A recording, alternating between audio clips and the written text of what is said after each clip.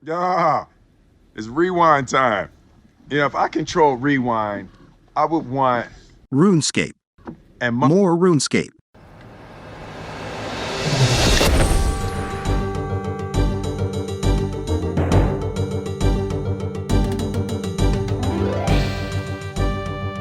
Welcome to episode 229 of the Wilderness Podcast. This is our yearly or annual year in review episode coming in for the new year, even though I know we're already in January. But this episode, we're going to be looking back on the year 2022, seeing what updates happened, taking a look at our account progressions, and taking a look at our resolutions from last year. But I keep saying we. Heartless, you're back on the show. How's it going? Hey, feels good to be back, Dills. Yeah, it's been like a month. The holidays were, I think, probably hectic for both of us. I know we were both sick for like what felt like weeks, or at least there's some overlapping that made one of us sick throughout a couple weeks. But yeah, it was rough. I was sick for like 3 or 4 weeks there with, I don't know, some kind of flu or something. Yeah, I've heard a bad one's been going around. It was going around in the schools, and then I caught it, and it lasted basically from the beginning, or like the first week of December until like the first week of my Christmas break, which was right before 25th. So it's rough. At least you're feeling better for the break. Most of it, half of it anyways. Yeah. How were the holidays? Yeah, they're all right, but like I said, 2 weeks, so I was sick the first week, like bedridden, and then I got better, and then the second week was nice. We had bingo and I got to see some family, so yeah, overall it was a good, nice rest. That's right. Yeah, we had the RuneScape bingo. Not unless you were doing some IRL bingo. Do you play the IRL bingo too? No, absolutely not. Yeah, it looks significantly like less fun. It's significantly less fun than RuneScape bingo. Yeah. So yeah, that event had wrapped up, and it had a huge turnout. I think we had over 160 people. Yeah, 180 people. Holy smokes! That's biggest one yet, I think. Yeah, it could be. Yeah, I think so. Yeah, that's awesome. So you were heavily involved with bingo. I was not. I was staying with family, so not only did I didn't participate a lot in the whole scheduling or organizing, but I didn't do a whole lot in terms of actually playing bingo either. I thought I would have more time, but I think I mentioned it last episode, maybe 2 episodes ago too. Anyways, I was staying with my wife's parents for all of December, and I had my whole computer rig out there ready to play. And the thing is, I had it set up in like a communal area, so it was like the shared living space. So someone was on their laptop, and it just felt weird to be gaming a whole lot. And I just ended up not playing a whole lot of RuneScape that entire month, and it just felt kind of weird. But anyways, yeah, how did bingo go? Yeah, it's rough when you're in the communal spaces. I feel that you feel guilty just grinding. Bingo was very fun. It's always fun. This is our 8th bingo or 7th bingo, 7 or 8. We've done a lot of them now for about 3 years. And yeah, like every time I have an absolute blast, and I reckon most people do. The board was really fun this time. We had like sort of a radial board, so you had to do different layers, and each tiles were worth different points. All the teams ended up doing really well. The final day, it like came down to the last minute, like that kind of level of gaming. So yeah, everyone was close. It was a lot of fun, and I've gotten great feedback so far about the bingo overall. I was like deep in the voice chats with my team, so I was trying to. I don't like to peek on other boards because it's not very fun to just know who's winning. Yeah, because that's part of the fun of bingo is you just go to the last day and then see how everyone lies out. But everyone was in the voices, and yeah, it seemed to be overall just a great event. Yeah, that's really cool. And for anyone who's listening and they're just like, okay, what the hell is bingo? I mean, you probably know what bingo is, but RuneScape bingo is a little bit different. The regular bingo, where there's just like these balls come out of a machine, and then you like look at it, you're like, oh, I'm going to call this number, and then you fill out a bingo board. It's not quite like that. Instead of having numbers on your bingo board, you have actual tasks, basically, like items that you need to grind for. And it's a very popular thing to do in RuneScape. Tons of clans do it. It's most people are pretty familiar with what bingo is in RuneScape, but not so much outside of RuneScape. I've tried to implement the bingo idea in other games like Destiny. It just doesn't work the same, and people are like, what the hell are you talking about? So it's kind of interesting that RuneScape has this type of event that most people are familiar about. Whereas, other games. It is funny how it just works so perfectly with RuneScape. Mm-hmm. And then the best part of bingo is the friends you make. My team didn't win this time, but I don't really care about that. I got to meet a bunch of new people in the clan. Salazar, Redrist, Fick. What was the other guy's name? P Jackals. I don't remember everyone's name right now because our team was always in voice having a blast.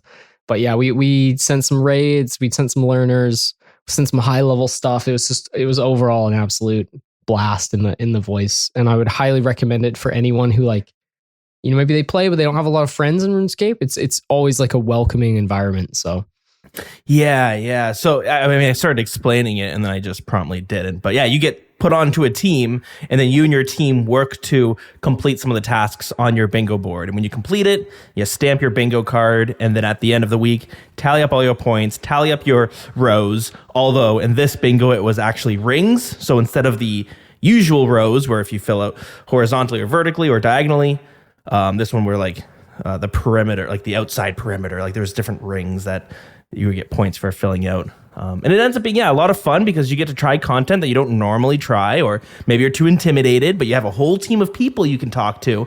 And then ideally you guys are trying new content together. You're learning new content, and it's very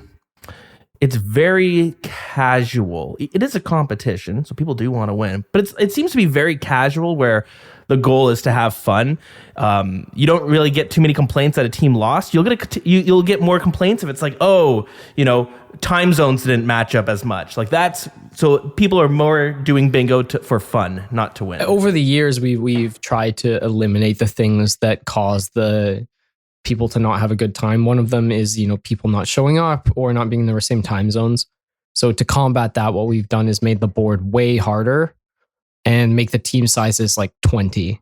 So, even if a couple of people don't show up, it's such a small percentage of your team. It shouldn't matter too much. Yeah, exactly. And this way you've always got people to chat with. Or if you're not someone who wants to chat, then you don't have to feel guilty. You could just kind of lurk. Exactly. Yeah, you can lurk. And there's plenty of people on my team who didn't join the voice chat and just grinded, and they're equally valuable members of the team. So there it is. So yeah, it's great fun. And we usually do them 3 times a year. So the next one's coming sometime in spring and then another in summer. So and your boy got a couple drops during bingo, Dills, a couple big ones. Oh, big ones. So I got a pet, actually. Ooh. I got my 18th pet. Finally, one that's not a duplicate. I've just been on a duplicate pet streak. That's a lot. Yeah, I have 18 pets. I'm extremely spooned on pets. It's crazy. That's a lot. So I ended up getting baby Vorky from Vorkath.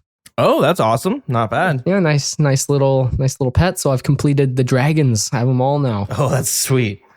That's cool.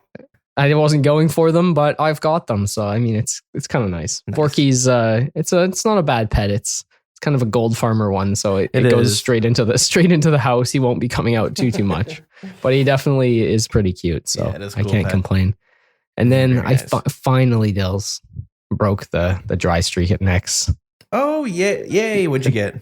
Is it a pet dupe? So after being actually, you know what? Funny enough, I've been doing a lot of duos recently with a friend, and I'm like 8 times the drop rate to get another. I have one item. I should have like 8. So. And I have the pet, of course. I got a fucking dupe pet, Dills. Oh, you did get the dupe pet. I got a dupe pet in mid-December, and it was an extremely low point. I was like, oh my God. And then for some reason, I just felt super motivated to send next. I'm like, I'm not going to be beaten. It's not going to happen, Dills. I'm going to get full Torva. So I kept going, and I felt like highly motivated. And then finally during bingo, I got a Torva play body. Oh, that's exciting. Yeah, it was very nice. Yeah, that's big. So worth more money than a scythe, funny enough. So. Oh, really? Wow. So how many kills do you have at Nex? Of 1,300. Oh, that is quite a bit. It's a lot, but Nex you could get 1,300 in a week if you just did masses. It's about the team size and the shards that you get, because the rate of getting unique items drastically scales with size. Mm-hmm.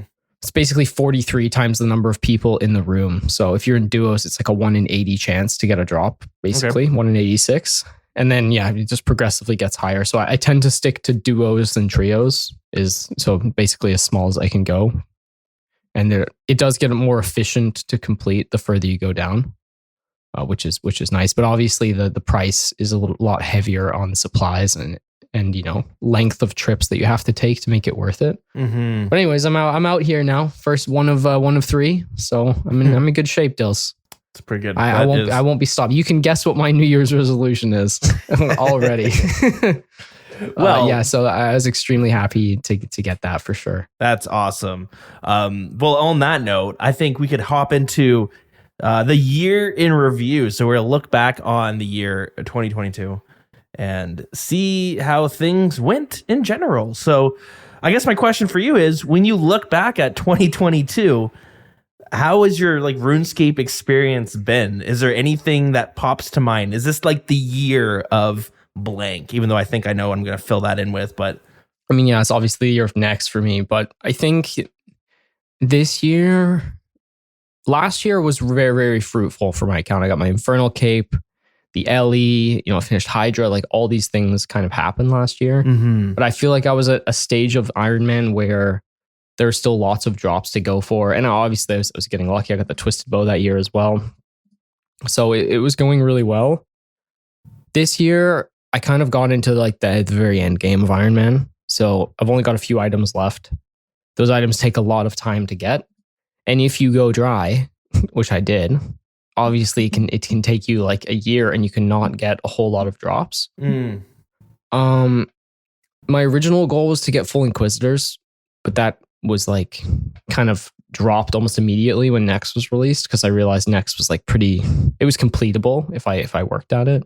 So I kind of changed my goal to get full Torva in the Vamp races. And Fair enough. I got halfway there. So and I put in the effort, you know what I mean? Like I definitely, even though I went dry, I know I put in the work. So good things will come eventually. So I'm I don't know, I still feel like pretty motivated to go and grind it, and I feel like I've shown to myself I have great mental strength for very long grinds, and just in general, like I know I can get through some tough times, which is kind of weird because we're playing a game for fun. Yet you grind so hard. Yeah. But there were other fun things along the way. I learned hard mode Tob. I got a rapier, and now I'm like 6 of 7 there. Toa came out, got to do a bunch of Toa. I did get a wilderness weapon, which was one of my goals. I did basically no skilling deals. So this to me, it sounds like it's like the year of not just PVM, but it's like the end game, the more, what do you want to call it? Elite level PVM? I think so. I think that's what we'll call it, like elite level PVM, because you're going for things that are very niche. Yeah, and like take the Inferno. A long time to get. Yeah. That was last year, but yeah, it's kind of post Inferno stuff. Like 2021. It's been a good year. I've had fun playing the game. Obviously I've complained about Next a lot and being dry there, but that's just the way it goes. You can't get spoon them all.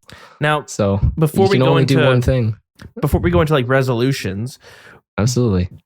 How do you think do you think your your mindset or your perception of the game has changed from January 2022 to today, January 2023? Oh, absolutely. I think my perception specifically of Iron Man mode has changed. Oh yeah, interesting.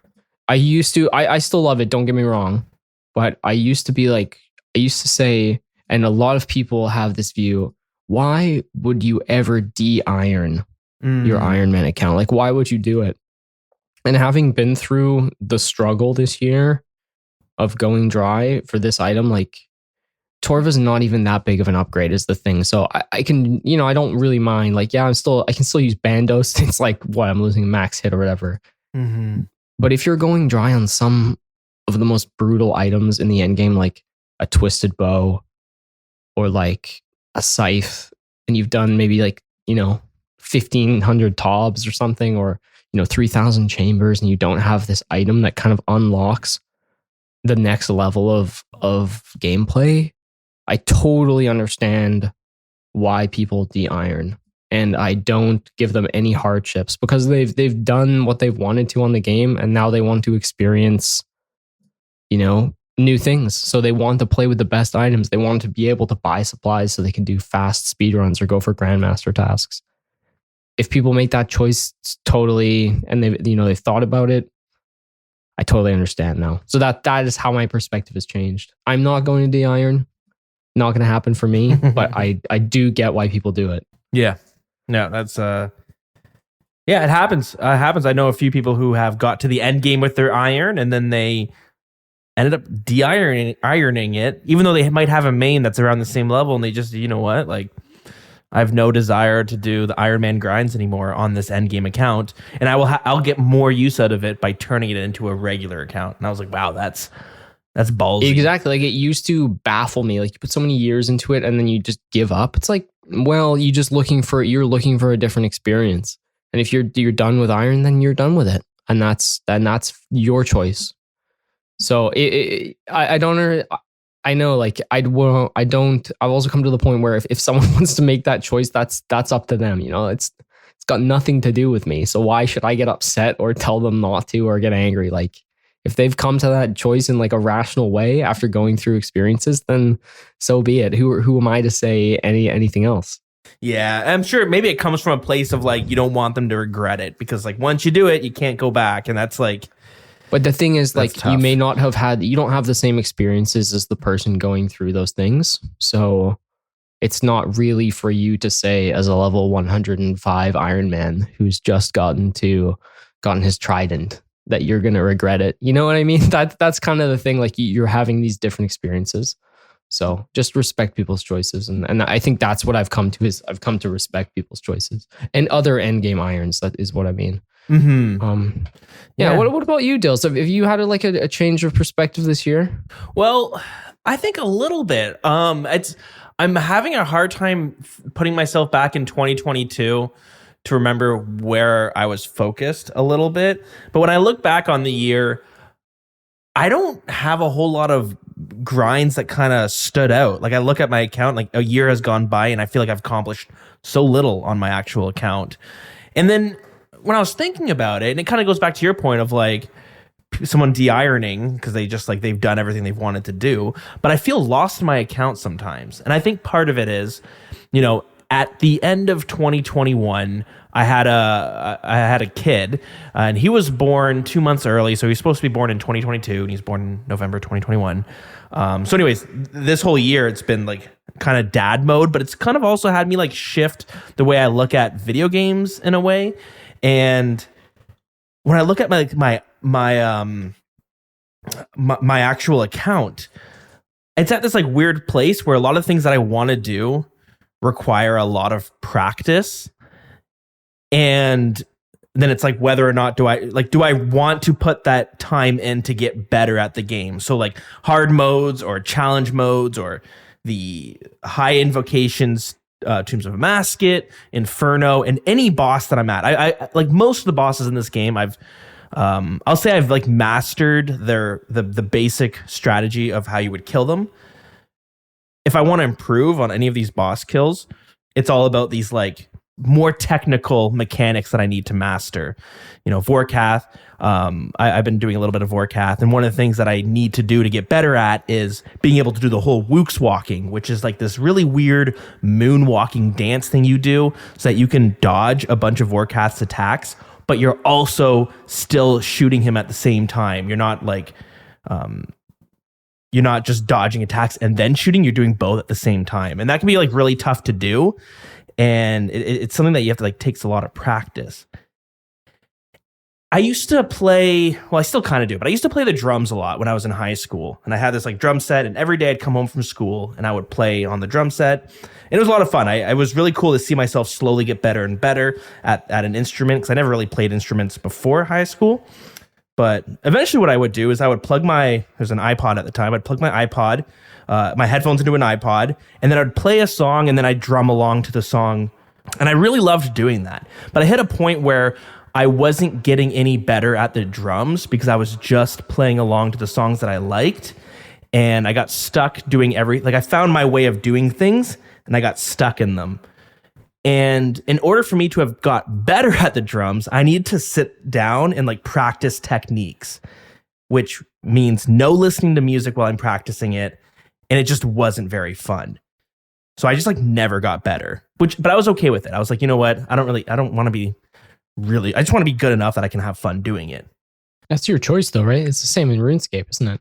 That's where I'm at with RuneScape too now, where it's like, oh, I have so little time. Do I want to keep trying to improve so I can do hard mode Theater of Blood, or so that I can do even just regular Theater of Blood?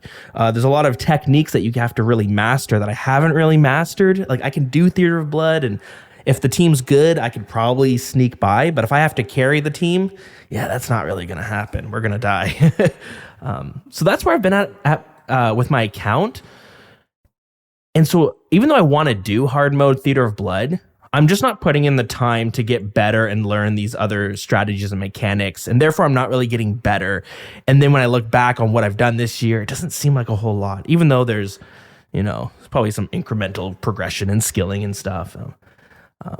So it's almost felt like a little bit lost. I've been playing a lot of my peer. I was playing an Ultimate Iron Man. There's a bunch of accounts I kind of bounce on because I want to play RuneScape. But my main isn't feeling as fulfilling as it used to. That's the tough part. And that's the beauty of Iron Man and why I love it so much is like the goals are kind of laid out for you, especially if you really like PVM. Like you can just go get all the items. And that, so it always sets your goal into the future. And it'll keep you busy for a very long time. Like even for me, my path is pretty clear, like PVM wise anyways. I get full Torva, I get a Scythe, I get a Shadow, and then I go for Grandmaster combat achievements. So it's pretty straightforward. I mean, obviously those are very, very lofty goals, but they'd keep me tied up for a long time. Yeah, and it's awesome that you can have something very direct to grind for. And as a main, you can kind of masquerade these grinds with collection logs. Oh, I'm going to fill out the collection log, but then this is the problem with like, I guess being a new dad and having more limited time. It's like, do I really want to commit to you don't have to commit, but do I really want to I want a green log. One of them was Barrows. I want to get every single Barrows item. So I'll send some Barrows every now and then and I'll slowly get it. But I don't know. It feels unfulfilling sometimes if I have like an hour to grind RuneScape. It's like, well, what could I get done? And there's not a whole lot of things that I could walk away feeling, oh, I accomplished something. Which is why I've been playing other accounts. So yeah, you're looking for those goals, right? You're looking for those goals that you really are interested in completing. They have, and depending on your life, they have to be reasonable enough that you could achieve it within whatever time frame you set. But also they kind of have to match with the time you can put into the game, right? Yeah, exactly. Like if you said my task goal right now is to get Grandmasters, it's like, well, that's probably going to take you 3 years because you have a little kid. Yep, and then you got to learn all the skills it takes to be able to do those. Will you have the motivation for that? Yeah, it makes it hard. Whereas if you're like, I want to go for elite combat achievements and Infernal Cape. Well, that's a much more reasonable goal for you to get this year, given your current, you have skills in the game, but you also have a kid. So you can't go and send 8-hour days. Yeah. And, we get new content that comes out and I've done all the new content. I do it and I go, this is fun. And then I'm left being like, okay, now what? So yeah, feeling a little bit lost on my main account. I have like over 6,000 hours on it. So it's spent a lot of time. And right now, as of recording this, I sit there being like, I think I need to take a bit of a break from my main, not from RuneScape, because I sit down and I still want to play RuneScape, but yeah, it's time to make a new account. No, I gotta, but it's funny how our play styles are very different, you and I. I only play one account and like basically just go for like super in-game PVM, and you like to play multiple accounts and try new play styles. It's nice. I think it's why we have a good chemistry, Dills. Yeah, that's it. Yeah. Now, as I say all this, it might sound like a bit of a down note, but I did just come off like a whole month of like not being able to play RuneScape. So then when I do boot up, I go, okay, holy shit, it's been a while. I dust off the keyboard and now what do I do? So that's been a bit of it as well. But that being said, there's still a year is a long time, and I think we got a whole lot of it done. So what I think is what I like to do is I went back to last year's episode. I pulled our resolutions and figured we'd go back and listen and see how well we did. And Harless, you have a really good memory because I didn't remember any of my resolutions when I was like listening to them earlier, when I was pulling them from the episode. And when I was listening to yours, you already called them out earlier this episode. I remember them exactly. Full Inquisitors, get one of the big 399s, get a wilderness weapon, and maybe get a scythe. I think those were my goals. Holy smoke. Well, I got it loaded up here, so we're going to have to listen to it. That's good. But let's see. Let's see how good your memory may be. I assume I still love this game, so I'm still going to play lots. My first question, so that was your first note of the resolution. You still love this game. You're still playing it lots. Do you feel the same way at the end of 2022? Oh, absolutely. I absolutely love it. Whether I go dry or not, like, I absolutely love this game. It's so much fun. So yes, 100%. Do you think, like, is there like more or less, or would it be the same? Equal love. Equal love. Okay. Equal, and it's for me. It's always the people. Like, I love the game, but I love the people too. It's just so much. It means so much to me. There's like so much community here, and it's big. Mm-hmm. Sorry, Yeah, I'll shut totally. up now. I'll stop. Even though I sound like a baby all the time complaining about certain grinds, I still really much like it. Well, it's like you love, people love to complain in general. So Yeah. and I'm people trying to love to increase hear my the complaints. RNG. Yeah, maybe they do, maybe they don't.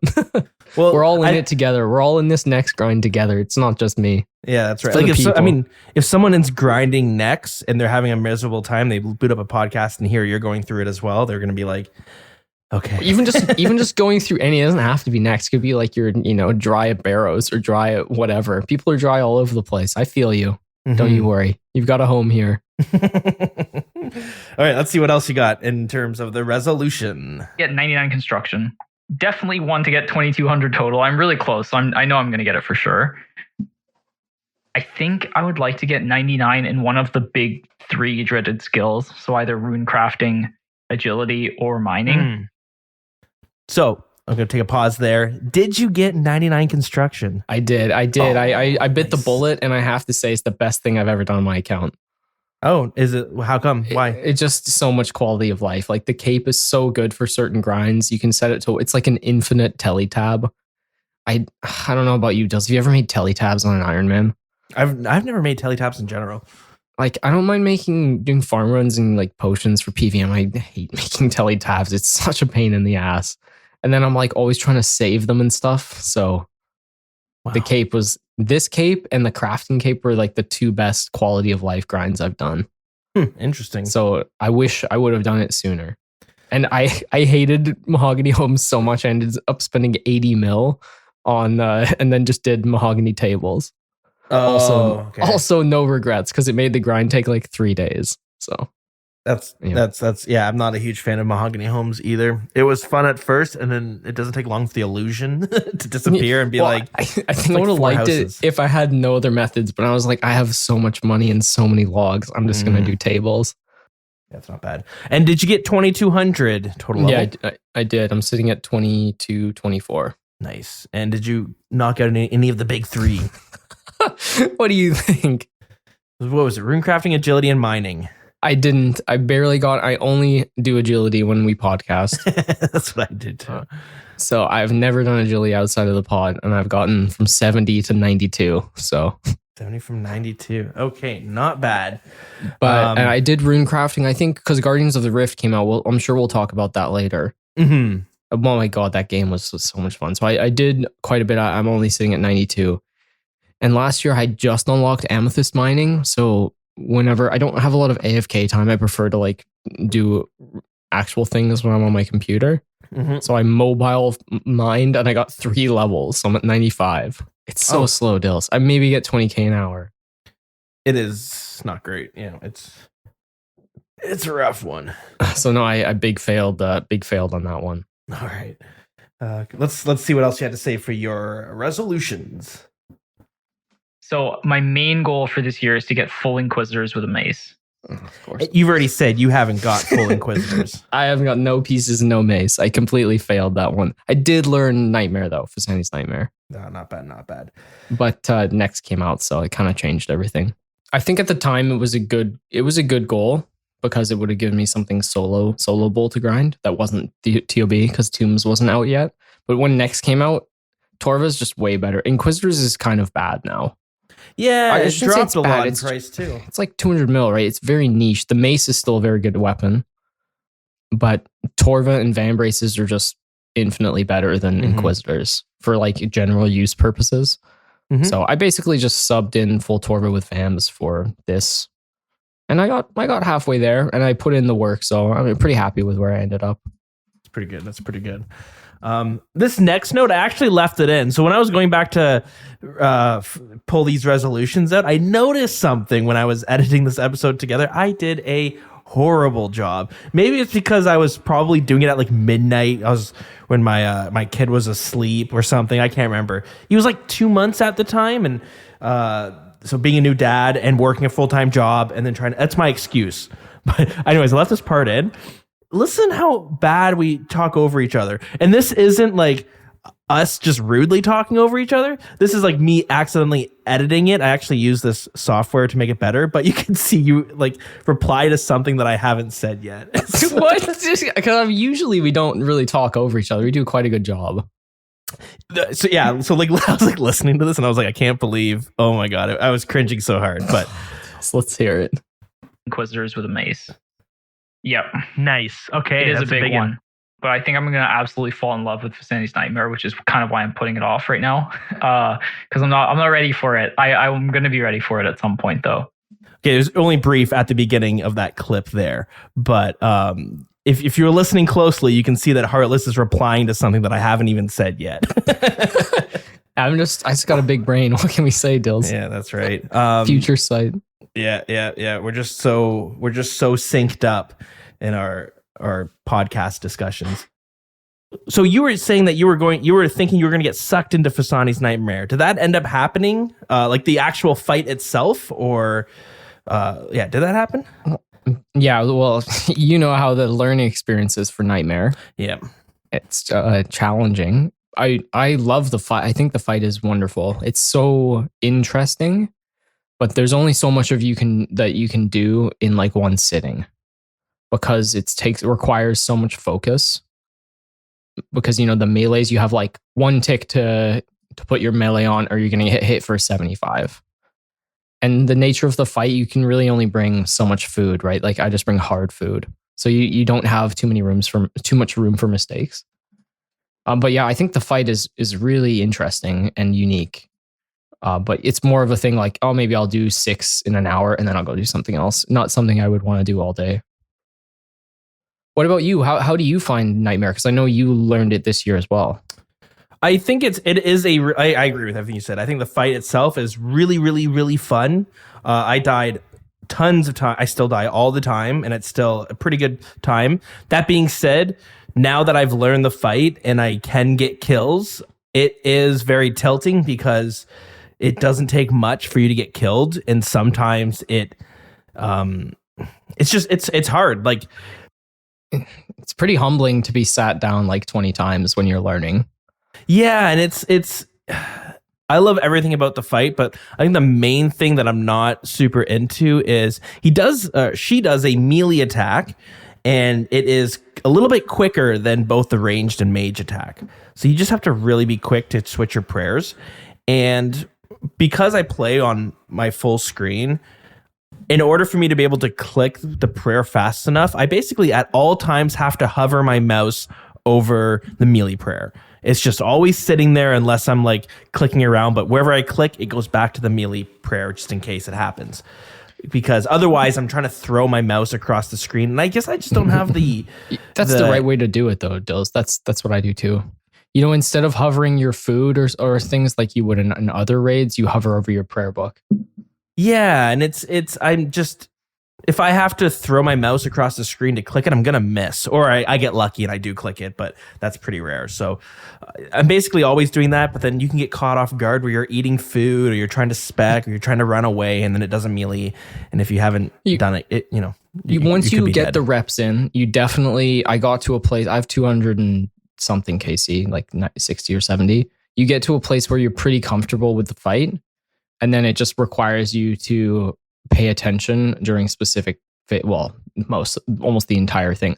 I would kind of relate it to, it's probably the single hardest, besides Inferno, the single hardest piece of content in the game, especially to learn.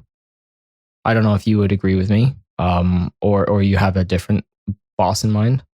No, it does feel up there. I mean, I would say, like to me, I think Corrupted Gauntlet has been. I mean, I don't know if it's harder, but I enjoy it less. Okay, I think Corrupted Gauntlet is quite a bit easier. It's very hard. Don't get me wrong, but I think it's a little easier to learn the Nightmare. Yeah, I think you're right. Yeah. The only thing I wish about Nightmare was that. Okay, I have two things to say. We'll say my wish about Nightmare first. It's a great fight, but I wish the Sleepy Tablet was guaranteed once you hit 100 KC. Because by the time you've hit 100 KC, you've probably died at least 25 times learning the boss or just making mistakes, minimum.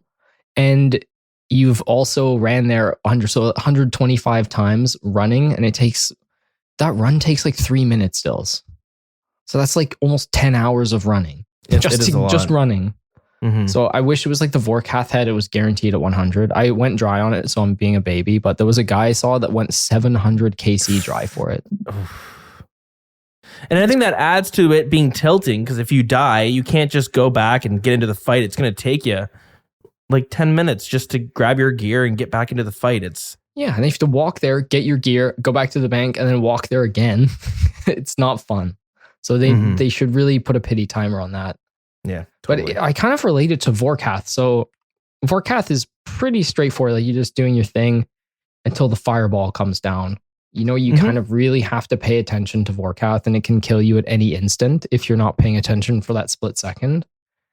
Nightmare is the same thing, just dialed up quite a bit more. It's the same style of fight. So I think most people have done, I imagine a lot of our listeners have done Vorkath. So you can imagine that I can only do so much Vorkath in one day. I don't know about you, Dills, because I know you've done quite a bit on your account. Yeah, I'd send like 1 or 2 trips, and then I'm usually done. I'm like, oh my god, it's not that it's boring, but you also have to really focus for a boss that's not kind of that engaging. So Nightmare is that, but like dialed up by quite a few margins. Totally agreed. We'll get back into your resolutions here. See what else you had lined up. Next, sort of, I haven't put it in because I don't really know, or Tombs of Masket, I don't really know what to expect from them. So those may change. If next is grindable for irons and stuff, then that may become. I'd probably do that before Inquisitors. So that's sort of my main goal, and then I have kind of side projects. So the first one is getting a scythe, because it would complete the Holy Trinity for me. Side project number 2 is to get the dust from challenge modes so I can dust up my omelet. And then the third side project is to get a Revenant's weapon. A good Revenant's. Oh, Dills, I forgot to mention, I got a Revenant's weapon.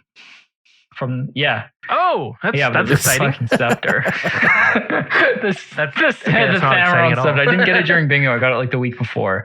See how delayed my responses are. How did that get through? Oh boy. I don't know. That was quite the delay. How did nobody complain? Yeah, so you saw it coming. You pivoted to next, as you mentioned that you might do, depending on how farmable it was, even though I don't know how farmable it is. But then your side project. So the scythe, and you said you didn't get the scythe this year. No, I got 2 or 3. I did get the dust. Got the dust. That's good. I actually got 2 dusts. 2 dusts, no kits. Interesting RNG, but I'm happy I got the dust. That can take forever. Mm-hmm. And I got a chain mace, a Vigorous chain mace. That's awesome. So yeah, I'm pretty happy overall with where I really like Revenants, and the new changes will make it very good for Iron Man. Mm-hmm. That's great. Yeah. So happy didn't get a scythe, but I maybe did 200 KC or so. I like Tob, but once again, there's only so much I can do of it in one day. Mm-hmm. And it's Yeah. you have to find teams, right? So it's a bit more time gated than other things. Yeah, it's and it seems very mentally exhausting because it's kind of similar to Nightmare in the sense that you got to be. Well, I guess not as much, but you do got to be dialed in a little bit. I think it's a little easier than Fasani's Nightmare. Mm-hmm. Especially when you're with a good team and you've have a lot of KC under your belt. It's pretty easy going. Like you can just kind of cruise through, and then you just pay attention for the very last phase and make sure you don't mess up. All right. So before I get into your resolutions for 2023, let's jump into what I said last year, and we'll see how well I tackled. Can I guess what you said? You want to guess them? Yeah. I think you wanted your Infernal Cape, and you wanted to max. Ooh, interesting. Those are my two guesses. All right. Well, those are pretty good guesses.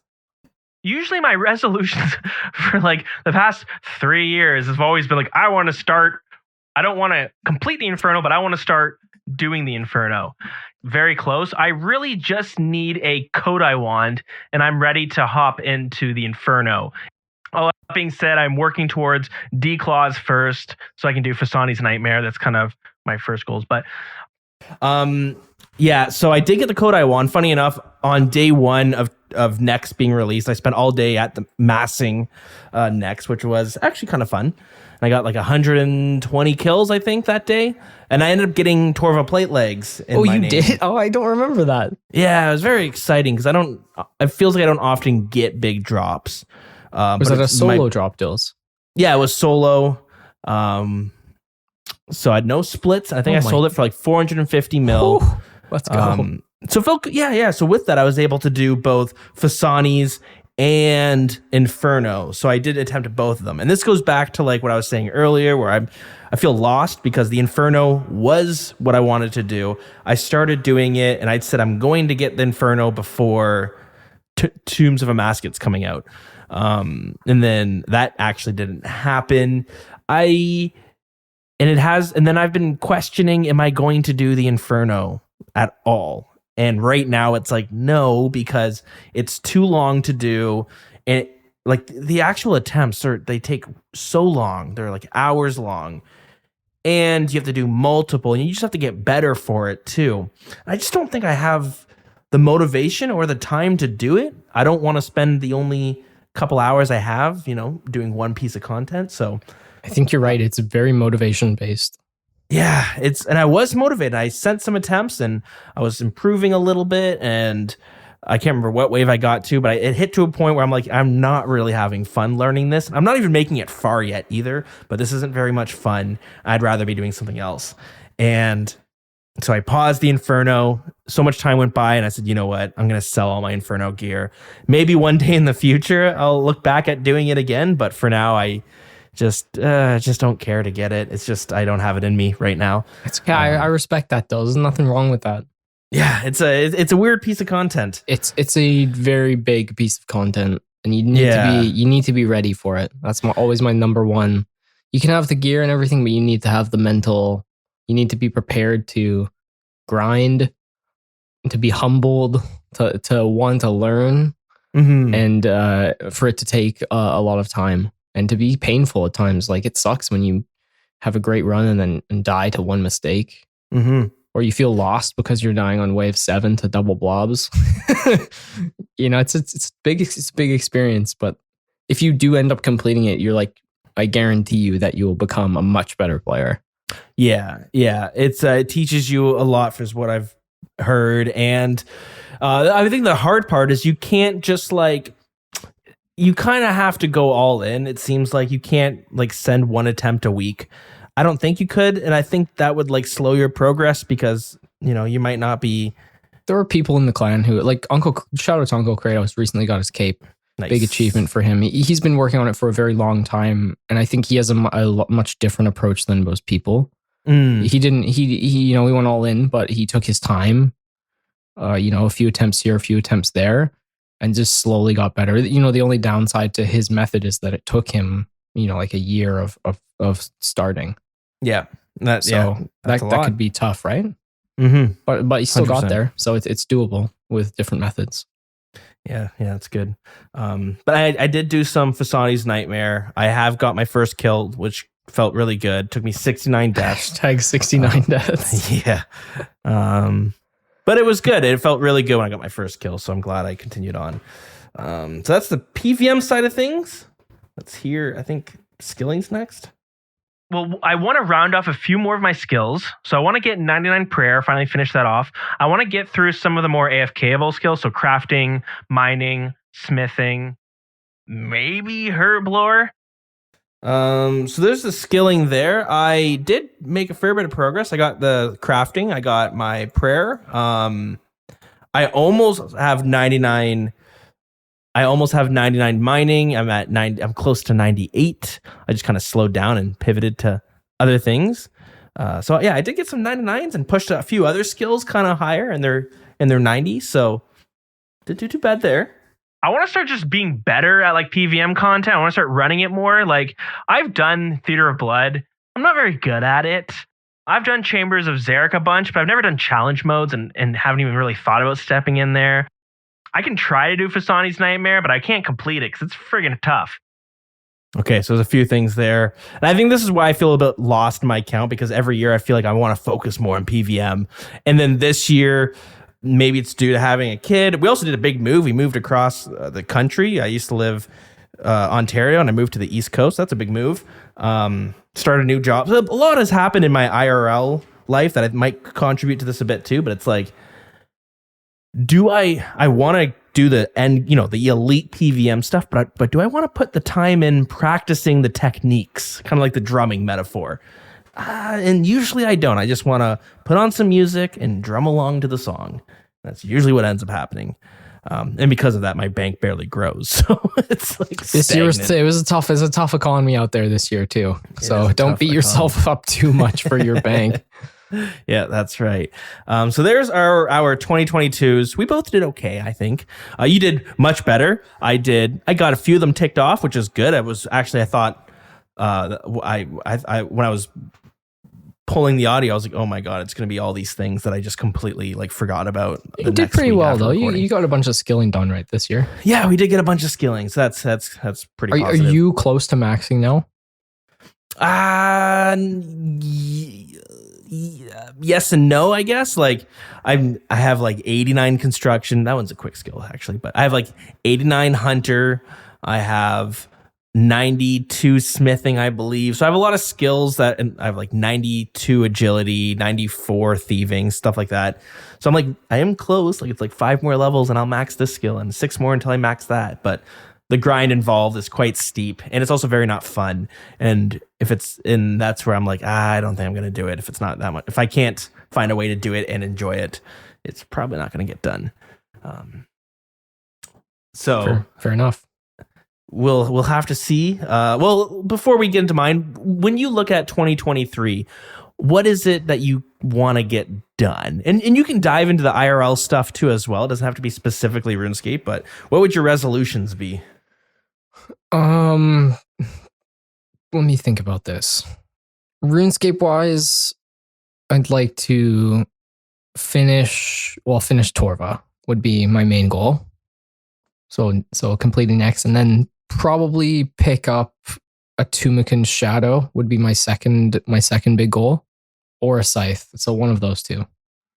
Because if my long-term goal is to do the Grandmaster tasks, which I believe it is, I don't have the skills for it yet, but I don't even have the gear yet.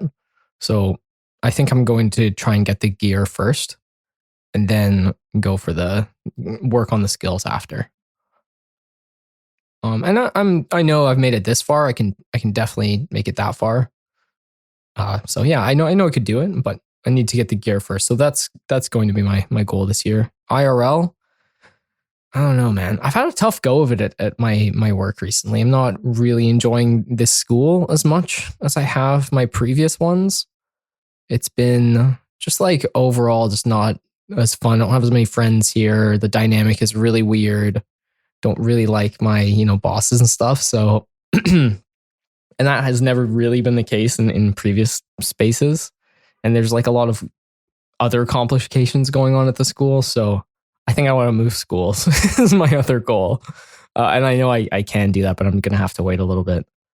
So yeah, it takes a toll. It takes a toll on the mental health, dude, because you know, you've been, like you said, you've been in situations like it before. It's not, I'm sure a lot of listeners out there are in similar positions too. It's not fun. And it's been taxing on my mental health, and it's like kind of made my life I haven't enjoyed it as much in the last 4 months. And you know how much I talk about teaching. I love it. I love children. I love my job, and the fact that I'm starting to feel this burnout is not good. So I got to switch something up there too. Well, it's good you recognize it, because I think a lot of teachers probably start feeling the burnout and they just kind of push through it, and then they become, I don't know, maybe miserable, or it could be anyone, right? Yeah, any job you can feel it. But I'm taking the right steps. I'm seeing like a counselor for mental health, which is greatly helpful, and I highly recommend it to anyone who's struggling with similar issues. It's just nice to be able to talk about, what you're feeling. Yep. And yeah, just been trying to take care of myself as best I can. But so those are my main 2 goals. Sounds kind of funny, move jobs, but it's on there.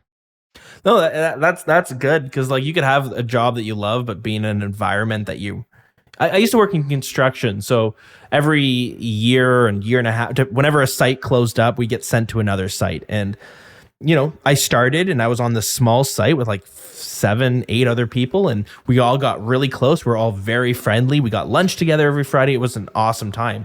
And then we split up, and I went to another site where I didn't know anyone, and the culture, I guess, of the site, I just didn't click as much, and it like still doing all the same tasks, but gosh, was it not? I did not enjoy it. It's crazy how much the environment affects your job and your like mental well-being, right? Like it's the same, like you said, it's the same job. You're still doing the same things, but you're doing it with different people. Yeah, it's tough, man. It can be really hard. So I definitely recommend, if things aren't going well, look into some options to switch it. Yeah, I remember being when I was much younger. I think I was 23 at the time. I worked in a job that I didn't like at all. I was like an environmental scientist. And I don't know what about it. It was like the money was fine. And, I was like entry level. I was do some field work, but I'd just be sitting in the office and I just dreaded it, dude. I didn't talk to anyone. I was just writing reports, and I was feeling like, deep depression. I ended up watching, I didn't really know much about like mental health services and stuff at the time. I ended up watching this. I was big into Hearthstone at the time, big into League. League was not so much the best for the mental health, but Hearthstone, I loved Hearthstone. It was such a good game. And there was this small YouTuber, his name was Benjamin something. And I just watched one of his videos, and he was also a motivational speaker. Oh, nice. And he was just talking about, at the end of his video, it was just like a random Hearthstone video. And at the very end, he was like talking about personalities and, just like, if things aren't going well, just like, don't be afraid to switch them up. And it just, I will never forget that moment or that video. And it just kind of changed my life from there on. I just was like, I really don't like my job. I went and sought out some like services in my town. I was lucky enough in Canada and British Columbia, especially, is good. There was like, I told them like, things aren't going well at my work. They like put me in touch with a counselor. I got to take some courses all like for free because I was super poor. And then from there on, I decided, I was like, man, like my personality really matches up with being a teacher. And some of my favorite jobs I've ever had were working with kids. And then I ended up going to university and doing it. And then obviously I've really liked it ever since. So yeah, very grateful for my choice to switch. And it's never really too late. So 100%. Yeah, that's great advice. And I know, I've talked to some people over the years, because I did something similar too. And I was working construction, and I guess maybe it's a string of bad sites. I just didn't really make close friends, and I don't know. I just didn't enjoy it. And I was like, I need to make a change, and did the same thing. I went back to school and got a new job, and it didn't fix everything, but it fixed a lot. When you have to spend 8 hours a day, you don't have to like maybe love your job, but you should be able to tolerate it. You shouldn't dread looking forward to it the next day. So, and I know some people over the years, they had reached out because they, just me changing my career path, and they decided to do the same thing. And so I guess putting it out there, if anyone listening is like, well, every day you like dread your job, you should make a plan to change. I know that sounds really hard to do. No, man, like I get like right now I feel that dread. Like I don't want to go, and I know it shouldn't be that way because I like my job. So like what is causing that dread? I think I figured it out. So just got to make the changes, right? Yeah, make a plan, figure out how you're going to do it. You know, if it's going, I had to go back to school. Harless, you had to go talk to like other professionals that kind of helped you find like. And yeah, and went back to school. Absolutely. Like it's worth it, man. It's worth it in the long run. Yeah. And even if you go to school and it isn't exactly what you do, that's also okay. You can pivot as many times as you need to. It might get a little expensive, but that's fine. You know, you'll pay it off eventually. And if you don't know what to do, it's very, very important to ask for help. Like reach out and get other people to help you. You know, you're not alone.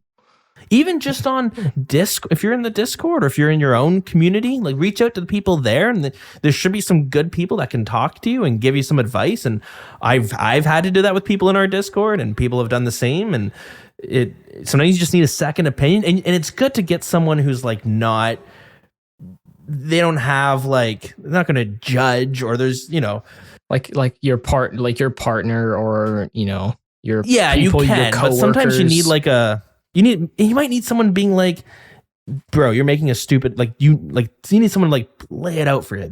You're doing stupid stuff right now.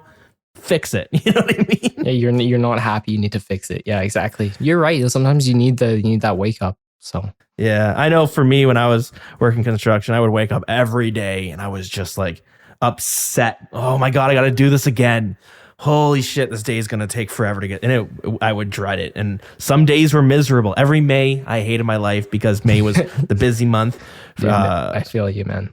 Oh, it was brutal. And it's probably people listening who feel that way too. Like it doesn't have to be that way. You know, you don't always have to do it for the money. There's always options.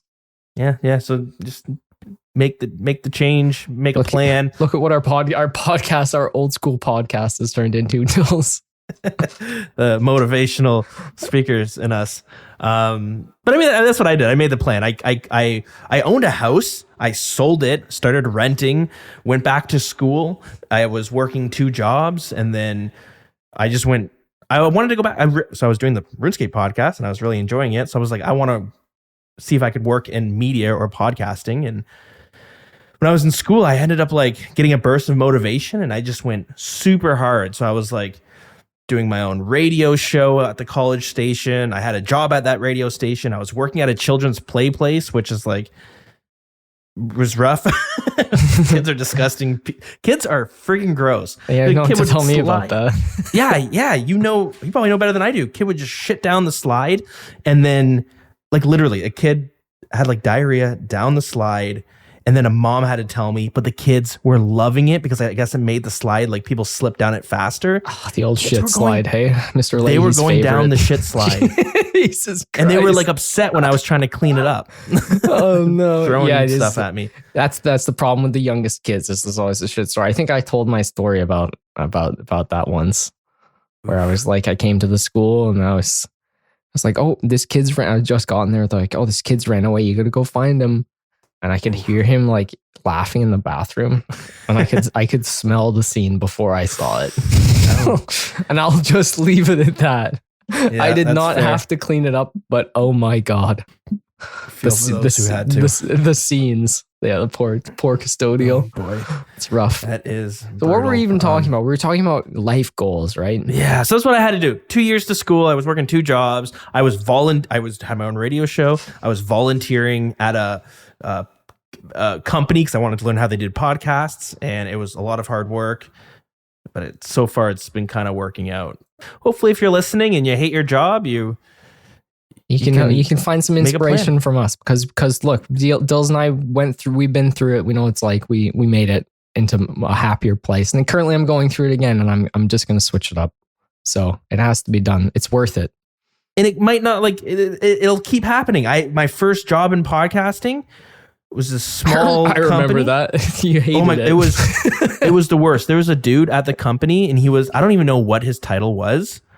He wasn't my boss. Everybody told me he wasn't my boss, but he thought he was, and he was so abusive to me. Like straight up, he was awful. He once told me we got into an argument because we had some technical problems, and he was blaming it on someone, and then I was saying, well, how can we fix it? And because I was trying to figure out how to fix it and not just blaming someone, he got pissed, and he literally did the line of like, shut the fuck up and do your job, or you can pack up and leave. And I was like, first off, I would be out the door if someone said that to I me. work from home, first off. Yeah, that's the thing. You're just like, well, fuck. You shouldn't have to deal with that kind of abuse. That's awful. It's brutal. Yeah, but anyways, so that was when I was like, I need to get the hell out of here. But, Well, good for you, dude. Well, you made it. Like we've gone there. So, it's doable. Should we make this a lighter note and go back to RuneScape? yeah, we can do that. Did you have? Oh, you already said your RuneScape resolution. I have some baby side goals as well this year. Baby side goals. So I got either the Scythe of Shadow and then the Torva, the main goals, the PVM. Baby side goals would be just do a little bit more skilling this year. I only gained like maybe 30 levels. I think I would max this year if I just focused on the skills. You know what I mean? Like I think I could pretty comfortably max by the end of next year, but I don't really want to because I know that's not me. So, just chip away. Maybe I'll get all the skills but the big 3 done or something like that, or maybe to get mining, something like that. Try and chip away at those things. And then I'd like to get a crossbow as well. So that's awesome. Another big goal. Love that weapon. So I've heard it's pretty good. It is pretty good. Mind you, who knows what's going to happen with the wilderness rework, which is coming out later this month. It's going to change things completely. Maybe the bosses will be so hot it's like impossible to go and farm them. So I'm really worried about that because I don't have I obviously eventually want to go for those pets, and I know you do too because we have a long-standing bet. I know. Never put the date down. Yeah, I can't remember what it was. It was a while ago. But Race to all wildy pets. I didn't date it. We have not made much progress on that bet, and I'm wondering if it's going to make it much harder. I know there's been kind of some of my other endgame friends who are going for pets and like lots of pets have just been hard focusing wildy right now because they are hoping that. But maybe it'll be easier. Who knows? I guess we'll find out. Yeah, I can't wait. But I think this is like a low-key PvP update, in my opinion. Like that's what they're trying to push. Yeah, I think you're. I think you're right. I think they have enough in there to make the PVMers go, "Ooh, I want those," but it's just enough so that PvPers will be like, "Sweet, now I can go cause some madness." I'm interested to see how it's going to work out. I'm very hopeful it's not going to become a PVM versus PvP slaughter fest. I really hope it becomes like how the original Rev Caves was, in the sense that whenever I PK'd with a group, you would kill the PVMers, but inevitably you would bump into another clan, and then everyone would get tunnel vision on each other, and then it'd become this crazy clan battle or party battle. And it was so much fun. Who knows? It's going to be wild though. Hopefully it makes the wilderness a little bit more exciting than the bosses currently are. Yeah, exactly. Okay. Now I think it's my turn for resolutions, which is I've been thinking about this kind of hard because my IRL resolutions are fairly easy. And this is very typical for people to say, but I need to get fit. I need to start working out again. I'm sure I've said this in multiple resolution episodes before, but yeah, I need to get fit again because I'm a little overweight. I just eat too much junk food. And I've had a bad back from when I threw it out when I was working at Canadian Tire, which is like, it's kind of like Walmart, I guess, in a way, minus the grocery part. But I was shelving tires. I was throwing tires on these racks, and I had this giant Jeep tire, I think it was, but it was massive. Anyways, I had to put it on the top rack, and I ended up throwing my back out. And I never did anything about it. I just kind of dealt with the pain. I was out for like a month or two, and then it felt better. I continued life as usual, and then every couple of years, I'd throw my back out again. I'd be out for 2 weeks, and it'd be pretty rough. 2 or 3 months ago, I was playing with my son. He's old enough now that he likes to be like roughhoused, like thrown around and hit in the face with a pillow. He really enjoys that stuff now. So I've been having a lot of fun. He's being beaten up by his father. Pretty much. So what I was doing, I would like, so we recently moved. We have no bed set, so our mattress is sitting right on the floor. So I was on the floor, and what I would do is I would grab him and I would lift him up, and then I'd throw him on the bed. And he loved it. And I just kept doing that. And then suddenly my back was feeling sore. And I was like, oh shit. So then I stopped. And then my back was a little bit tweaked out, but it wasn't as bad as it usually was. When I have a really bad back, when I throw my back out, it's like I can barely walk. The last time I woke up at 4 a.m. to go to the bathroom, and then I couldn't get out of bed. And I got stuck halfway off the bed and halfway standing, but I couldn't do it because my back kept spasming. And it's like the most painful thing I've ever felt. And I was in tears. And I remember telling my partner that like, hey, you need to call the ambulance because I can't move. And then it actually started going away a little bit. So she didn't call 911. She actually gave me like a THC pill, like a weed pill to try it at 4 a.m. And it actually worked. It stopped all spasms, which was kind of, I don't know if it's just the timing, but it's kind of crazy. Like I took it and it literally just all the back spasms went away and I could get up and walk around. And it still was achy, but the back spasms were gone, which was awesome. Side note, that wasn't a permanent fix because I tried to take another THC pill the next night,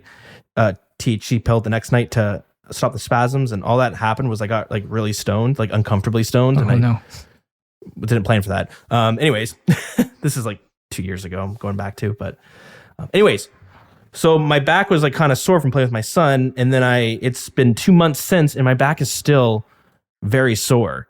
It like aches now when I sit in uncomfortable chairs, or if I sit for too long, it starts to ache. I went to go play cards at someone's house, this Flesh and Blood game that I got pulled into. So I was playing cards at their house. They had really terrible chairs, and I was literally like hunchback. As soon as I stood up, I couldn't stand up straight. So now I bring a friggin' lumbar pillow wherever I go. Oh, Dills. Have you ever been to a massage therapist? I have, and yeah, I don't think it didn't quite do anything. I'm gonna go again this week though, and see if just maybe getting another deep tissue will help fix it. I don't know, but it doesn't make it go away. So, anyways, I'm at the point now where like I'm 30.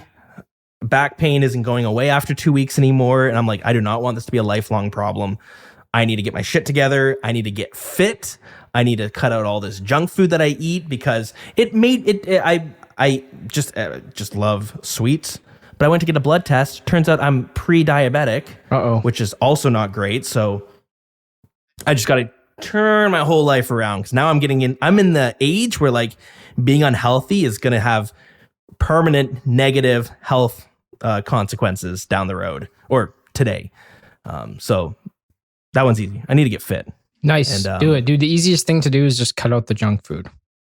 Oh, I know. When I was told I was pre-diabetic, I was drinking like pop every day, not diet, like regular pop every day. And I cut all that out, and I never realized how addicted to sugar you get. Yeah. Like by the end of the night, I remember I was feeling off because I was like, I need like a Coke or a Pepsi or something. Like I'm feeling a bit off. You can go down to just like diet, right? Like Diet Coke or something.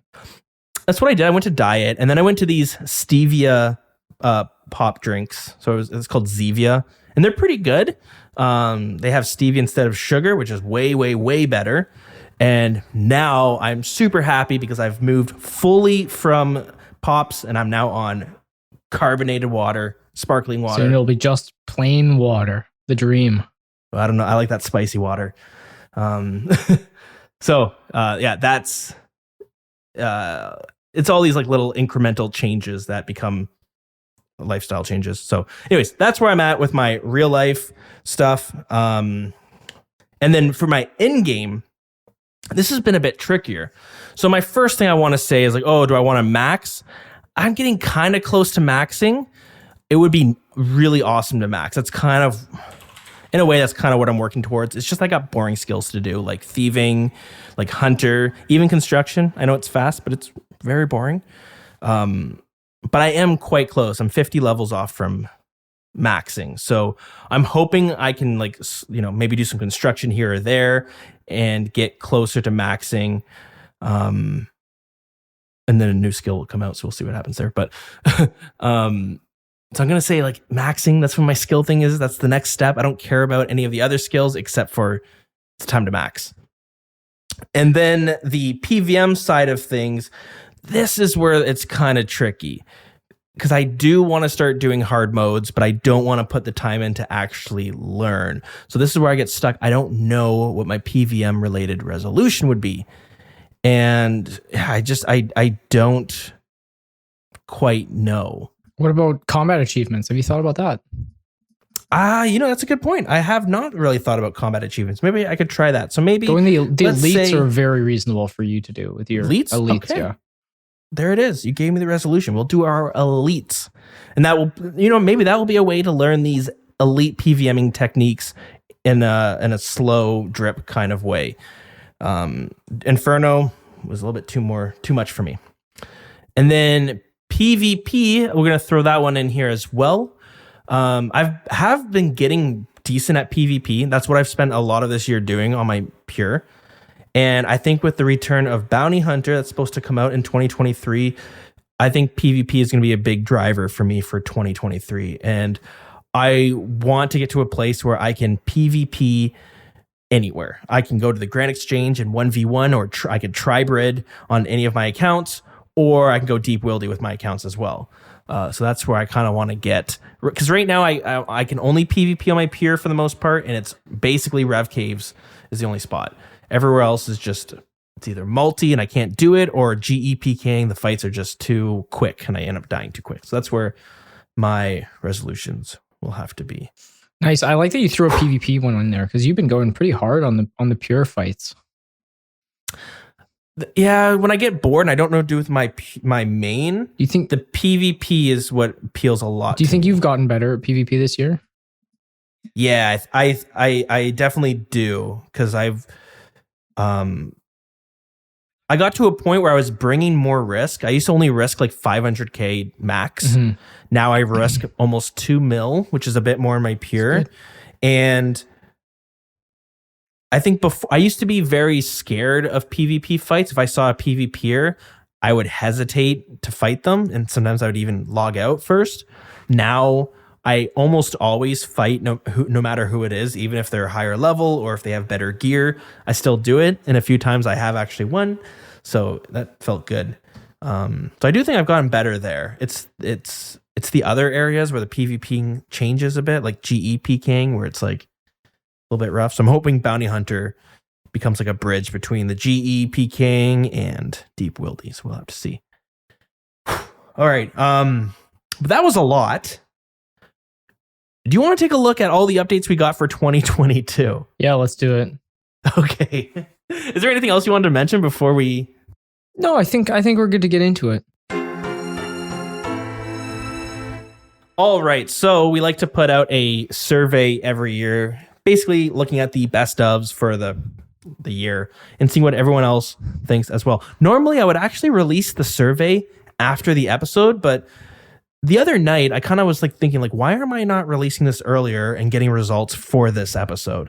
So I did release it a few days ago, which means we didn't get as many responses as we would if we gave a whole week for people to reply to, even after listening to the episode. But whatever, let's do it this way. I think it'll be more fun.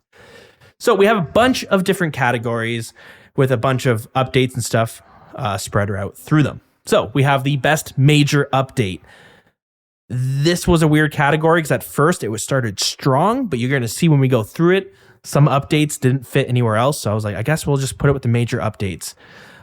We have best skilling update, best PVM update, best PvP update, best new quest, best new area, best new pet, best rework, favorite in-game event of the year. So an event that you would participate in the game.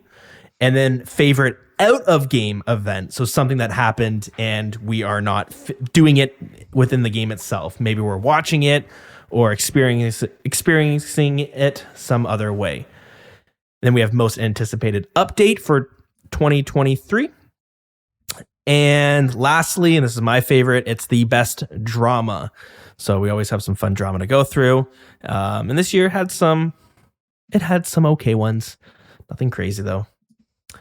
All right, but let's start with the best major update. And I'll be honest, as I was filling out this category, 2022, when I think about it, I was like, yeah, it was a good year.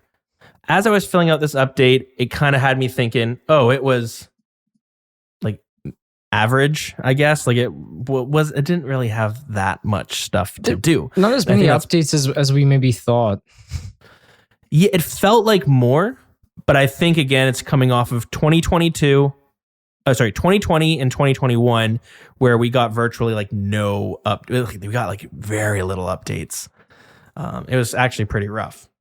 And I think that's part of the reason why I felt a bit lost this year, because I would do all the updates and then I'd get bored and I would just wait for the next one. And usually it took a little while to get to the next update. So, but anyways, let's take a look at the best major updates of the year. The first one, TOA, the Tombs of Amasket Raids 3, which released in August. And this was really one of the highlights of the Summer Summit when they were announcing the 2022 updates. And of course, it had been a long time since we got a raid, so people were really hyped for this. And I know the expectations or people's feelings for this raid, a lot of the elite endgame players, they kind of left a sour taste in their mouth for one way or another. But when you look at Tombs of Amasket, what are your thoughts? I mean, overall, I think it was a great success. It was a great raid, and yeah, there were some grievances. But I think overall it was really high quality. And yeah, I mean, it was an anticipated update, right? Like that's all we were thinking about the entire year was, Tombs of Amasket, what's going to go on? So yeah, I think maybe the hype in the end kind of hurt it for the end game players a bit, but for the average player, it was an enormous update. Yeah, a lot of people. There are like a lot of the end game elite PvMers, the people who are doing challenge modes, they got their Infernos, they're doing hard mode Theater of Blood. They feel like Tombs of Amasket wasn't as great as they were hoping. And if you want the reasoning behind that, it's basically because the scaling of it just kind of makes everything have more health. It doesn't actually make the challenge more difficult. Right. Yeah. You I guess you improving at the content plateaus exactly at a point, which is not necessarily the case with other content in the game. Yeah, it's something where you look at like Chambers of Xeric. It came out in like 2016, 2017. It came out years ago, and I did Chambers of Xeric I don't remember how long, a couple years after it released. And I did it one way, and I would teach people this way. I quit for a year, and I came back. A whole new world of strategies were figured out. And the way I ran the raid was not how anyone raided it anymore. They did it completely different and way better because they figured out all of these ways to be better at the raid.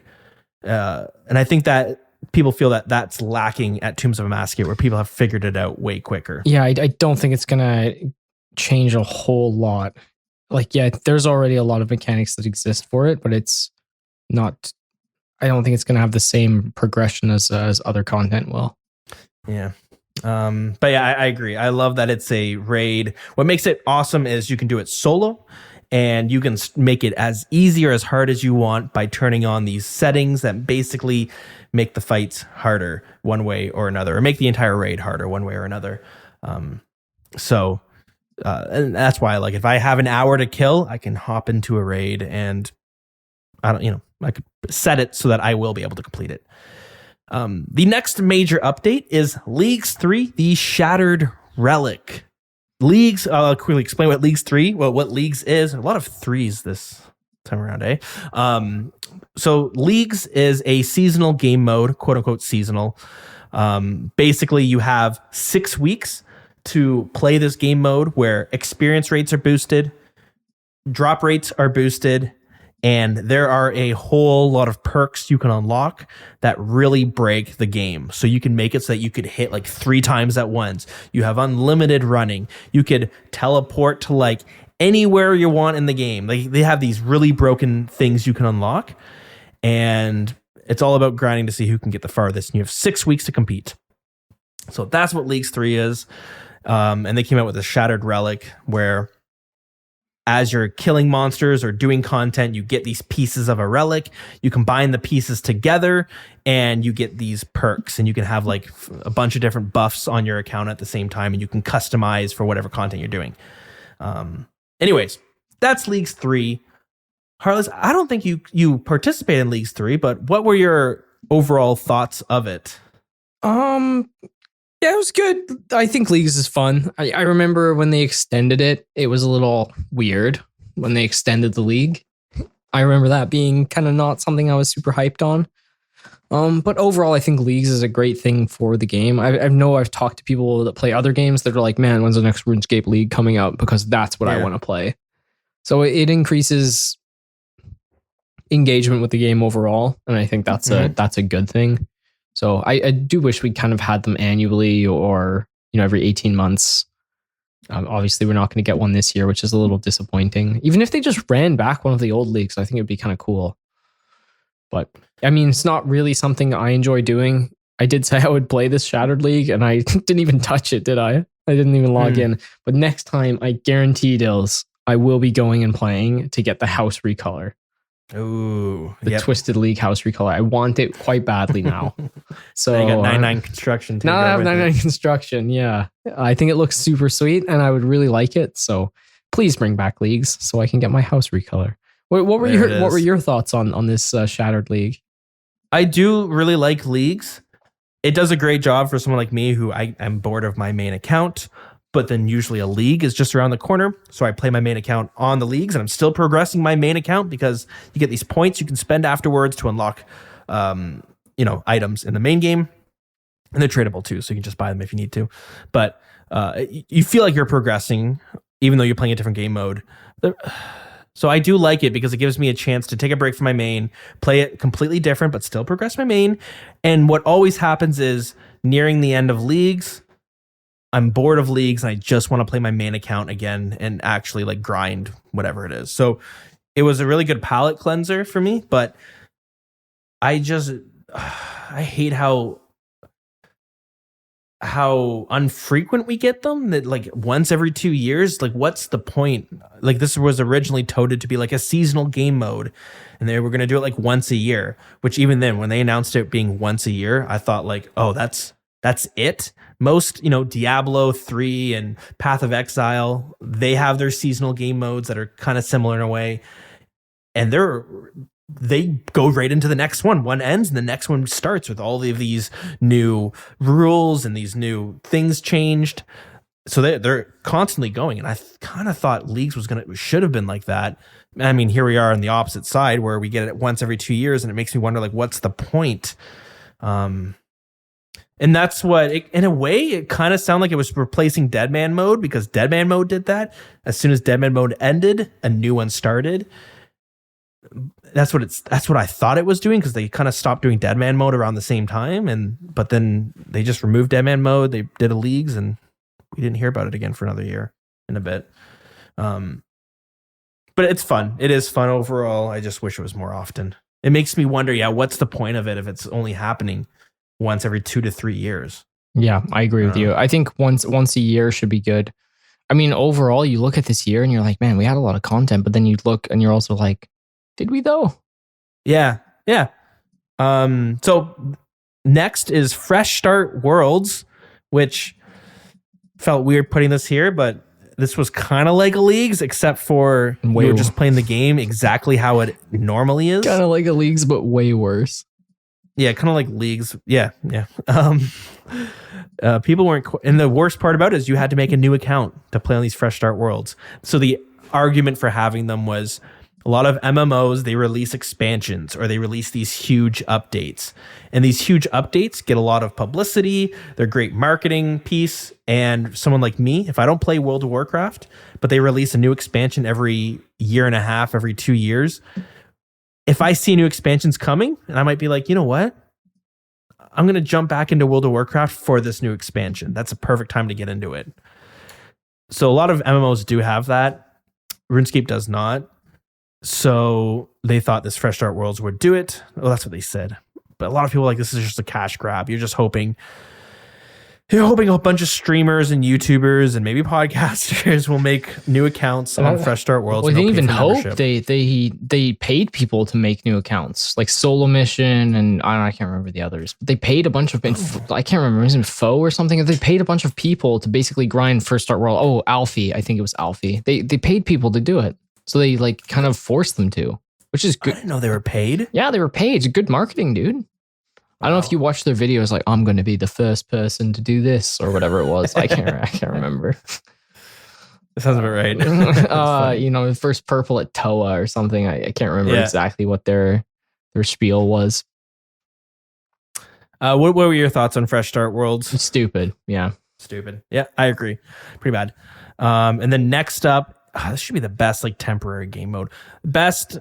The next major update of the year was quest speedrunning. So you log into these worlds and it gives you a menu where you can pick a quest and then you try to complete that quest as fast as possible. And there's certain thresholds that will unlock different trophies and you get points depending on what trophy you get. And then those points can unlock different cosmetics. So that's quest speedrunning. I was like not super into it when it was being pitched. And then when it was released, I was like, actually, Heartless, you convinced me. The whole like what can be built around quest speedrunning got me excited. The potential. The events and tournaments. And once again, that highly requires Jagex to do things. I know. They put these things in place and then don't take advantage of them. It's painful to watch sometimes. Maybe they don't have enough people working for them or enough money. I don't know what it is. Who knows? Well, quest speedrunning came out and some people do it, but it's not super popular. It's not bad. It's just like, I don't know. No, people don't want to do quests over and over again. Anyways, any thoughts on quest speedrunning? Yeah, I think I've iterated my thoughts on it before. I think it's a very cool thing. And it has a lot of potential, but as is, it's kind of lame. Gotcha. Yep, I agree. So out of the 4, Tombs of Mascot, Leagues 3, Fresh Start Worlds, Quest Speedrunning, which one would be your favorite major update? The Tomb. Did Guardians of the Rift not make it onto the major updates? No. Okay, Tombs then, by far. Okay, Tombs. I was going to, and then I wasn't too sure. So it did make it onto the best skilling update. So we got 2 skilling updates this year. Guardians of the Rift and Giants Foundry. Just those 2. I mean, this is hilarious if this was a vote. Wonder which one was going to win, Dills. Oh, I should say Tombs of a Mascot is voted as the number 1 for best major update. Best skilling updates, you have Guardians of the Rift. It basically does for fire making and Temperos does for fishing, and it did that for rune crafting, but arguably better. Yeah, you do this activity, well, you do a bunch of rune crafting, you get some points, new cosmetics, and all that sort of fun stuff. But we won't go into how you actually run it. You'll have to go try it yourself. But what do you think of Guardians of the Rift? I think it's one of the best updates they've ever released. I think it's absolutely incredible. And I wish we had more content like it, honestly. Not bad. Okay. What about you? What are your thoughts? I was surprised by how fun it was. I have 99 rune crafting and I went and did it. And I remember, so I mentioned I moved from Ontario out east to New Brunswick, which was a pretty big move. I haven't really left Ontario a whole lot. So picking up, moving our whole family over was pretty tough. But I flew out to go look at some houses and just to get a feel of the city. And one of the evenings I was sitting in this Airbnb room that I was renting and I was like, what should I do?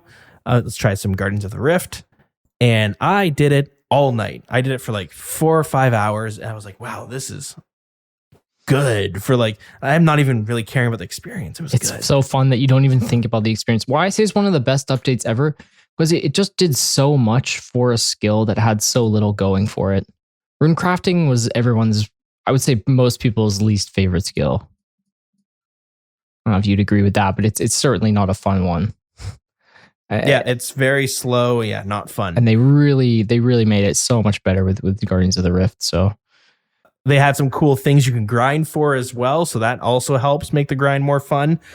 Being able to chase certain cosmetics or new items in general. Absolutely. So they were pretty sweet. So yeah, I agree. 2 thumbs up for there. And then the second skilling update we got was the Giant's Foundry. So they kind of tried to do something similar with smithing. They made this activity where you make these swords for these giants. And there's a bunch of machinery that in these temperatures, you have to like all these different meters you need to balance out to create this sword.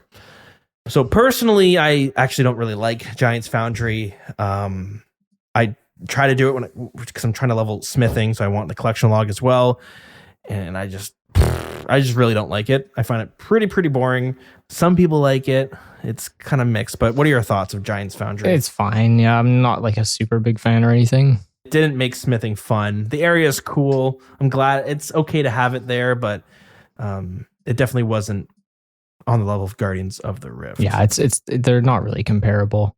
Should I ask you what one is your favorite out of the 2? I mean, yeah, Rift, right? Yeah, me too. And looking at the vote, it is a resounding agreement. Did anyone vote for the other one? Nobody voted Giant's Foundry, so Guardians of the Rift. See, that's how good Rift was. Like, not even a single vote. I don't know how many votes you got, but next up, we have the best PVM update. So, again, we have 2 options here. And as I was saying this, I'm like, you know what? I should have slid Tombs of Amascate here maybe because we only have the 2. But I don't know. It just felt like it was, I don't know. Anyways, we got Nex. oh no. We got Nex release. And then we have the Tazar K Rax final challenge. It's basically, they did this thing where you could fight 6 Jads. And then that was an update that happened. And then they added another step to that where they're like, you can fight 6 Jads repeatedly until you until you die. So that's what the final challenge is. So stupid. So, I mean, Nex is just going to win this one, right? Like, even though they kind of just ported it right over and it's not I've complained about it a lot. At least it still has new items, new drops. Yeah. And we'll take that. So I'd say Nex. Yeah, I agree because I think the 6 Jad challenge was dumb, even though I know some people like it. And that's okay. I can't do it either, so maybe that's why. But I thought it was kind of dumb to have to do 6 Jads and then this 6 Jads that keep spawning. That's okay. Okay, whatever. So if someone wants to do that, that's fine. That's not something I would even care to ever try. But yeah, Nex has its problems. It was a boss that was created in 2011, I believe, and it was created for RuneScape 3. And they mentioned they're going to be bringing this boss over because people liked Nex was like the first boss that got released that was like, oh, this is a next gen boss for the game. Had all these mechanics involved. There was like a multi-phase fight. It was a pretty big one for the other compared to like the other bosses we had in the game. And they told us on live stream we'd be getting Nex, but they're going to make it fit for old school RuneScape. I, like many others, thought what that meant was it was going to be reworked to be a 2022 boss. The mechanics were going to feel up to date. But what they really meant was they were going to make all the stats fit for old school RuneScape, but the fight would be basically the exact same, which means 2022, we got a boss fight that was built for 2011, 10 years ago, which is a big jump in game design. Yeah, it was not a good port. There's many things wrong with Nex. I could talk about them forever. But I don't think they're changing anything anytime soon.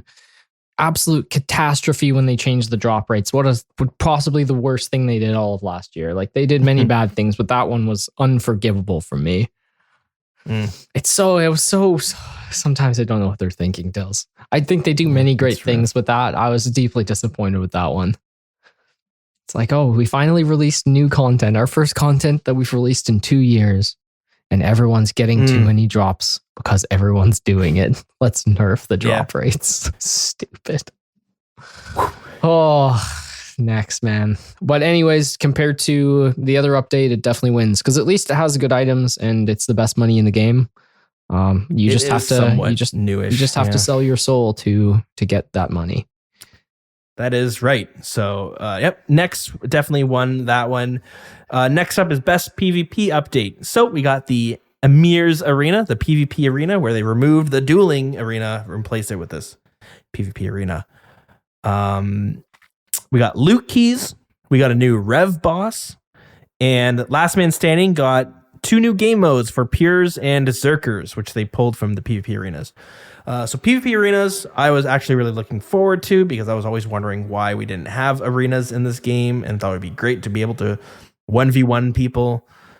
Unfortunately, the rewards they tried to get to pass were not well received and they were pretty lazy. You had some new uniques like equipment that were you could actually use to fight, and they were actually better. They had counterparts of like, they had the Zerker torso they had something that was compared to the Zerker torso, but it was better.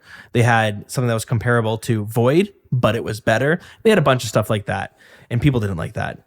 Now, at first, I did like that. I thought it was cool, but I look back, I was like, you know what? These were kind of lazy designs, and I think I was just like voting for anything at this point because I just wanted something to be a part of it. And they had a bunch of PVM cosmetics as well they looked okay, but people did not want to have to go to this arena to get these PVM cosmetics. And anyways, it came out. The actual PvP fights are fun. They're great. Yeah, they're fun. Everything else sucks. Everything else is so clunky and terribly designed. Yeah, I don't know. You have any thoughts on the PvP arena? Yeah, it came into the game and fell completely on its face as we predicted it would, because it had absolutely no rewards, because the rewards they were pitched were not good enough. And sadly, it's dead content, dead on arrival, which sucks because they probably put effort into it. Some effort. So, but apparently not enough. I don't know. PvP is a tricky situation. Like, my feelings on PvP. I'm not a big fan of it. Don't really care.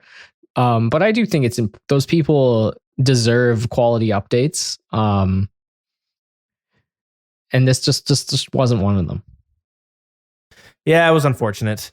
It didn't work out, and they're like, okay, it's dead. Let's leave it. Yes, we're not going to try to bring hilarious. it back. One So, day time is gone. they'll fix it in like 5 years. Yeah, yeah, that's right. Next up, we have loot keys. So this was like a somewhat minor update comparatively, I guess, in a way. Basically, you were able to turn on this setting. It cost you like 1.5 mil. And when you killed someone in the wilderness, they dropped a key that would have every single item in their inventory and basically anything they would have dropped when you killed them, they just drop one key instead. At first, I was like, okay, this is a cool update. Seems pretty minor. This is how Deadman mode does it too. So they just kind of pull the idea. But then being able to PvP, I was like, oh, this is huge. This is like a game changer because I no longer have to kill someone, grab their loot, and telly out because my inventory is full of garbage. I have like one key. And that also means I don't need to worry about, this person looks like they're not risking anything, so I'll just leave them. Now I can kill this person if looks like they're not risking a lot, and they'll drop the key, and it could have like 20K in there, and it's whatever, fine. I'll just take this key back and just see what's in there. So anyways, this turned out to be like it's like a hidden gem for me. I didn't expect it to enjoy it as much as I did. Do you have any thoughts about PvP keys? No, I think you summed it up. Like, low key update that the PvP community really liked. Yeah, and it made it so like, if you're at the Chaos Altar and you have a whole inventory of bones, and if PKer kills you, normally you would drop all your bones unnoted, and they'd have to like pick up sacrifice their food or use their looting bag to hold it. Now they just get the key and it has everything in there, which if you're training prayer, that's annoying because now people are going to kill you more often. Yeah, but I think, in the big fights too, like in the Rev caves, if you kill someone and you're like really low on food and you don't really, and there's like other PKers around, you don't really want someone to, but in the past, people just jump on you and kill you. But now you can just dip with the key, and there's that PJ timer after you kill someone. Mm-hmm. So it's great. And that's the other point too. If you're like roaming the wilderness and you see a PvPer with 2 keys on their head, shit, you're like, I don't know how much those keys hold, but they could be a lot. I'm going to risk it. Next was the Rev boss. So they brought out this Rev boss that would spawn periodically as more Revs died. Every time a Rev died, there's a chance that this boss would spawn. And then eventually it does spawn. And when you kill it, it'll drop some supplies. It'll drop a 1 mil or 500k totem that you can exchange for gold. And then it drops like 3 pieces of loot. And if you kill them while you're skulled, you get a buff that allows you to do more damage to Revs. And the Revs also spawn quicker, I believe, once you kill them. So you can farm Revs like crazy. I actually like this boss. I kill the boss all the time when I'm doing Revs as a PVMer. Yeah, I'm always skulled because I want the buff. Yeah, nice little update. The kind of thing I wish they did more often. The little things like this. Yeah. Rather than having these huge dry streaks. Like, sure, it's not a massive change, but it's a little something. I wish they would do this more often. Or like maybe drop like a free-to-play boss just randomly. You know what I mean? Just with like maybe like a weird unique item or something. I don't know. It's just cool when they just add little things to the game here and there. Agreed. And I think we need a little bit more. The last one was so the PvP arena, you could do maxed fights as a Zerker or fights as a Pure. So they brought those game modes and added it to Last Man Standing, which is actually kind of fun. I really enjoy Last Man Standing being able to play as something different, not just like a maxed main, which is normally what you are. I like being a 1 defense Pure, and it really makes the fight feel a little bit different. Yeah. I think this is probably this or the loot keys for me are the best updates. Maledictus, they're all fine. Everything except PvP arena. Yeah, no, you are right. Where the votes are split between Last Man Standing and loot keys, but loot keys do come ahead. So people voted for loot keys to be their favorite. Nice. Next up, we have best new quest. So Temple of the Eye, which is your Guardians of the Rift quest. Any thoughts of Temple of the Eye? I don't. It wasn't particularly memorable. It was fine. Yep, I agree. It was okay. Then we have Beneath Cursed Sands, which unlocks Tombs of Masket. Probably in my top 3 quests in the game. It's pretty good. Much more memorable, and I loved seeing Necropolis, where like and there's some really unique fights in the quest too. Yeah, it's one of my favorite quests in the game for sure. It's very good. Land of the Goblins, which it's actually setting up for the closing, I believe. But it's funny. I liked it too. It was a good quest. It was enjoyable. I really like that quest. We have Garden of Death, which just actually came out more recently. Also very fun. Different too. I really like that quest. Did you do it first day or something? No. I actually just did it the other day because I was like, we're recording this podcast. I should do it. And this quest was like the first non-dialogue quest where it's like all puzzles and environment and stuff. And yeah, you know what? I did it without a guide, and it's cool. It's fun. It's hard. The puzzles in it were tough, but they were fun. And when you figured shit out, it's all about like transcribing an ancient message. So you're trying to find these like little dictionaries, and you find these maps that like, this is the word for water in this old language. Yep. And anyways, pretty good. And then they have Sleeping Giants, which unlocked Giants Foundry. Yeah, it's nothing much there. It's barely a quest, right? Nothing too memorable. Well, what's your vote? You go first this time. I want to say Beneath Cursed Sands, I think, was the most epic, but I think I'm going to go with Garden of Death just for being different. And I would love more quests like Garden of Death to be released. Yeah. Where it's like very puzzle focused. I think I agree with you. Overall, yeah, I would vote Beneath Cursed Sands. But I think they absolutely knocked it out of the park with quests this year. Like they're all so good. Yeah, they were pretty good. Nothing like super crazy, but all decent. I'm so excited for the new Desert Treasure quest. Considering their track record with quests recently, I think it's going to be just unreal. Especially when it's a quest they really care about, like, Song of the Elves, Dragon Slayer 2, Monkey Madness 2. All the huge quests are very, very good. Yeah. So I expect the same thing from Desert Treasure. So Beneath Cursed Sands took the W for that one, was voted highest. Next is Best New Area. I had this in there because we just did it for every other year, and we usually had a lot more. This one we didn't, so some of it was reaching. That's what I noticed a lot of these polls. I was reaching adding things to the survey. Reaching hard.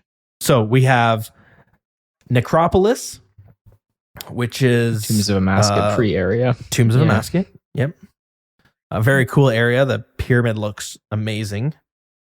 Yeah, very neat. Then you have Yabisk, which is from Land of the Goblins. It's like this ancient land you're trying to find for like it's like the goblins' home world or like the Mecca of goblins or something. And you're basically trying to find it. So it's like this. It was an empty world. It wasn't really anything to do in it though. It was just kind of empty. And then we had. Almost feel bad putting this in there, but I was so sick of only having two options. The Ancient Prison for Nex. And it's just like another a room to kill a boss, basically. And I was like, do I put Giant's Foundry and Guardians of the Rift area in here as well? But I was like, that's more of like, I don't know. It's so secluded for that one activity. Anyways. You have one that stands out? No, not really. Yeah. What about you? My vote would be for Necropolis, which did take the W, highest voted there. Next is Best Pet. So we have the Abyssal Protector, the Guardians of the Rift pet you can get. But then we have the Greatish Guardian, which is a recolor you get from Guardians of the Rift as well. And it turns your Rift Guardian, the runecrafting pet, into the Guardians of the Rift dude, the big dude. So you have that. And then they have Tomb of Amasket, that boss. And the next pet. It's so cool though, because it sprints after you. It is cool. I like that. That's one thing I like about Nex that we didn't have that before. We didn't have the sprint. NPCs didn't sprint. Nex did, and so did Beneath Cursed Sands. There was a boss there that sprinted at you. So out of the four, what are you thinking? I think the next pet is the best because of the running. I think it's very unique, and God War's dungeon pets are just cool. But yeah, the Greatish Guardian looks unbelievable. The textures are so nice on it. Yeah, I really like that. I was a little disappointed with the Abyssal Protector. That's fair. Kind of lame. I wish the head like turned or something, like with different faces on it, like happy, sad, whatever. But that's all good. It's all good. Yeah, those two. There's some, next year I think there's going to be a few more pets coming into the game. I would hope so, yeah. So Tomb of Amasket is one that won that one. Get a beaver transmog to turn it into a chainsaw or something. I'm not sure. Or a tractor. Next, we have the best rework. So this was originally the best quality of life, and then I realized it's just this. So these are best reworks. Basically an update that kind of got some things added or some things changed, all that fun stuff. So we have Hit Splat max hits, so you can see when you would do a max hit because it has like this orange glow to your hit. Mobile clients got a bunch of new updates, including like a clue helper. Ultimate Iron Man death piles work differently, where you can hop worlds and it will follow you across those worlds. Pet reclaiming and insurance, so you get your pets for free now. If you die, you don't lose it. You just have to go back and reclaim the pet. So before, when you died with your pet, if you didn't have it insured, it was gone. That doesn't happen anymore. It's like automatically insured. You just have to pay the money to get it back. They released a new strategy for polling updates. So before they would say, hey, do you want this new skill? Now they're polling it differently. They're saying, do you want a new skill in general? Okay, great. Out of these, here's 5 new skills. Which one do you want the most? So before you could shut down a skill easily because it'd be like, do you want warding? People said, no, we don't want warding. And then it was gone. But now with this new strategy, they'll say, you want a new skill? Yes, we do. Then you're going to get a new skill. Here's 5 of them. Choose the one you want and you're going to get it. That was just the skilling example because that's the first one that they're really pulling it out on. And then last one is the clan hall. They added the balloon party hall activity for drop parties. Pretty weak in terms of what we actually got, but yeah, the wildies are kind of revealing that the year had some like big updates and then like a whole lot of nothing in between. Hey, yeah. So out of those 6, which one stands out? I think probably the max hit splats are really good, and I do really like the pet reclaim I think is nice too. Yeah, I agree. I think the pet reclaim and everyone else did as well. That got the highest votes. So I agree with the pet reclaim. Favorite in-game event of the year. So we have the 9th birthday of Old School RuneScape. We got the skis. We have Easter 2022. We have the Pride 2022. Crack the Clue event. Crack the Clue 3. This is the third one they've done. The 2022 Halloween, and then the 2022 Christmas event. Is any of them particularly stand out for you? I'll abstain from this one. I didn't do any. So Yep, that's fair. So I thought the Halloween event was one of their better events of recent, so that's cool. But I think I have to vote for the Pride event because the first time they did Pride, it was gross how the community reacted. There was a lot of negativity. Of course, it's always this vocal minority that's making a big huff about it, but gaming articles and podcasts, they all picked it up, and I'd be listening to my favorite general video game podcast, and oh great, they're talking about RuneScape and how everyone who plays RuneScape is homophobic, and I was like, oh my god, like it just shined a really bad light on the game. That was like 2016. 2022, they did the Pride event again, and I was like, I hope this doesn't play out the same. But ballsy of Jagex to do this again. And it went very well. It was very positive. it did. Yeah, everyone was a lot more respectful this time. You know, like there's always gonna be hate out there, but the support and the love is always stronger, and you can drown it. That's out, right. So seeing all. And I think that's what happened this year. Seeing all the positivity around the event, and I did the event as well, and it was quite fun. Everyone just kind of dressed up in your most colorful outfit, made a giant Congo line, and we all walked around all walked around Gillinor. It was pretty wholesome, but it was nice to see the shift in like the community culture, just being like 5 years or however long it was from the first one. It was like a big difference. So. It gave me hope for the community. So that's my pick. And the winner was, everyone agreed, Pride is the number one pick, but Crack the Clue close behind. Next is favorite out of game event. So we had the RuneScape board game Kickstarter. So they have a board game that got pitched on Kickstarter, and it had like a goal of $200,000 or something, and it hit that goal within 20 minutes. It's quite incredible. I did pledge for it, and the board games are supposed to be shipping next November of 2023, so I'm excited. Tombs of a Mascot release. I wasn't sure if I should have included this one, but when Theater of Blood was released, it was a big ordeal to watch people do it themselves, like watching people stream it. And it was a big deal to see who was going to complete it. Tombs of a Mascot was a great deal easier, so I think we lost that spectator aspect a bit. But absolutely, it's still a big deal. We all woke up quite early. Oh, absolutely. It was still a double 6-hour long day for me. No regrets. There it is. It was fun, man. Everyone got a completion. Like it's different than other things. And I think that's what we have to accept. It's still a great piece of content. Just different than big releases have been. Yeah, I was nice, though. It was awesome to get a completion right out the gate. Took a few tries, but you got it, and I was satisfied. But I was not as committed to seeing how other people played out. Like I didn't care who was getting the first 300 invo completions as much. But when Theater of Blood was released, I was like tied to the streams for like 18 hours straight because I wanted to see who would complete it first because it was so difficult. So I think I lost that out of game experience. It wasn't as strong, but that's okay. And then third, we got Leagues 3, the Shattered Relic.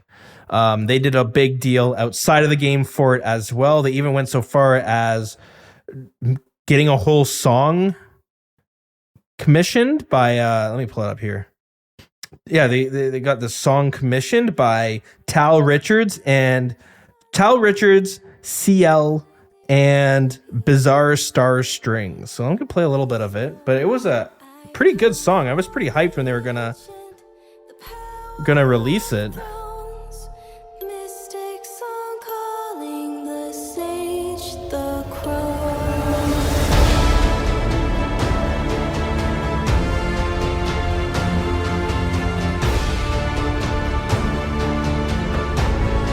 So overall, it's a pretty good song. Weary traveler, harvest rising as I roam. Can you hear them calling? So anyways, they had a whole release with these artists and stuff involved, and they had a trailer, and it was pretty neat. So out of those three, you have one that stands out? Toa release for Or sure. release. For me, I think it's gonna be the RuneScape board game because I was super hyped for that, and I'm very excited for it to come out. Awesome. All right, the next category is the most anticipated update for 2023. This is basically just pulling everything from the Winter Summit. Which is, we haven't actually talked about the Winter Summit. We might have to save that for a. Yeah, we're pretty behind because of what happened to us in December. So we apologize for that, but it's kind of sucks. Yeah, I was looking at our posting cadence, and like we always try for like weekly schedules, and then since August things have been since I moved, things have been a little bit crazy. But it's kind of like lined up to be every 2 weeks right now, which is at least sort of consistent. Anyways. You know, we can definitely get it down to once every week eventually. One thing, we need to just work out our schedule. It's tough, you know. You moved, you got the baby. There's a lot going on. Yeah, it's yeah, we'll figure it out. But hey, we can quickly talk about at least what you're most excited for. So yeah, most of this comes from the summit, but when I was going through the best ofs, I actually went back to last year's best of that we put together, and I kind of went through that as well. And there's a few things that were supposed to come out in 2022, but I don't really know what happened. Like, from my perspective, I don't think I heard anything about it. I'm not super up to date to the live streams these days, so maybe they mentioned it there. But anyways, I'll go through it. The first three are from previous announcements, so they were announced like last year, or in 2021, and everyone expected for a 2022 release, but it never happened. So the Wilderness Boss rework, which is actually supposed to come out this month in January, that's the first one. Most anticipated update for 2023, Wilderness Boss rework. The next is the Guild of Shadows. This is a thieving guild that was supposed to be like, if my memory serves correct, it was supposed to be like a new era of guilds, basically. Like, it's supposed to be kind of like the Thieving Guild, but it's not the Thieving Guild. It's the Guild of Shadows. It's a little bit cooler than that. So yeah, this was pitched, and I don't know what happened to it. Do you have any insight on that? Honestly, no. I think we talked about this in a previous pod about how I was super stoked for this as an idea, but I think it was just mentioned. Wasn't it mentioned in like the game jam? I think it was. And then it was in a dev blog that made it seem like it was planned.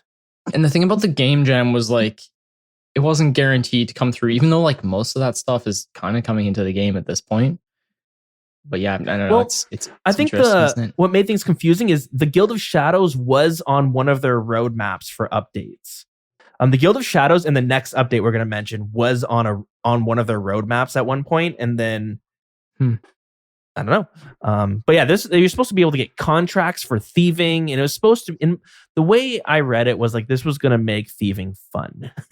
I'm excited for that because I hate thieving.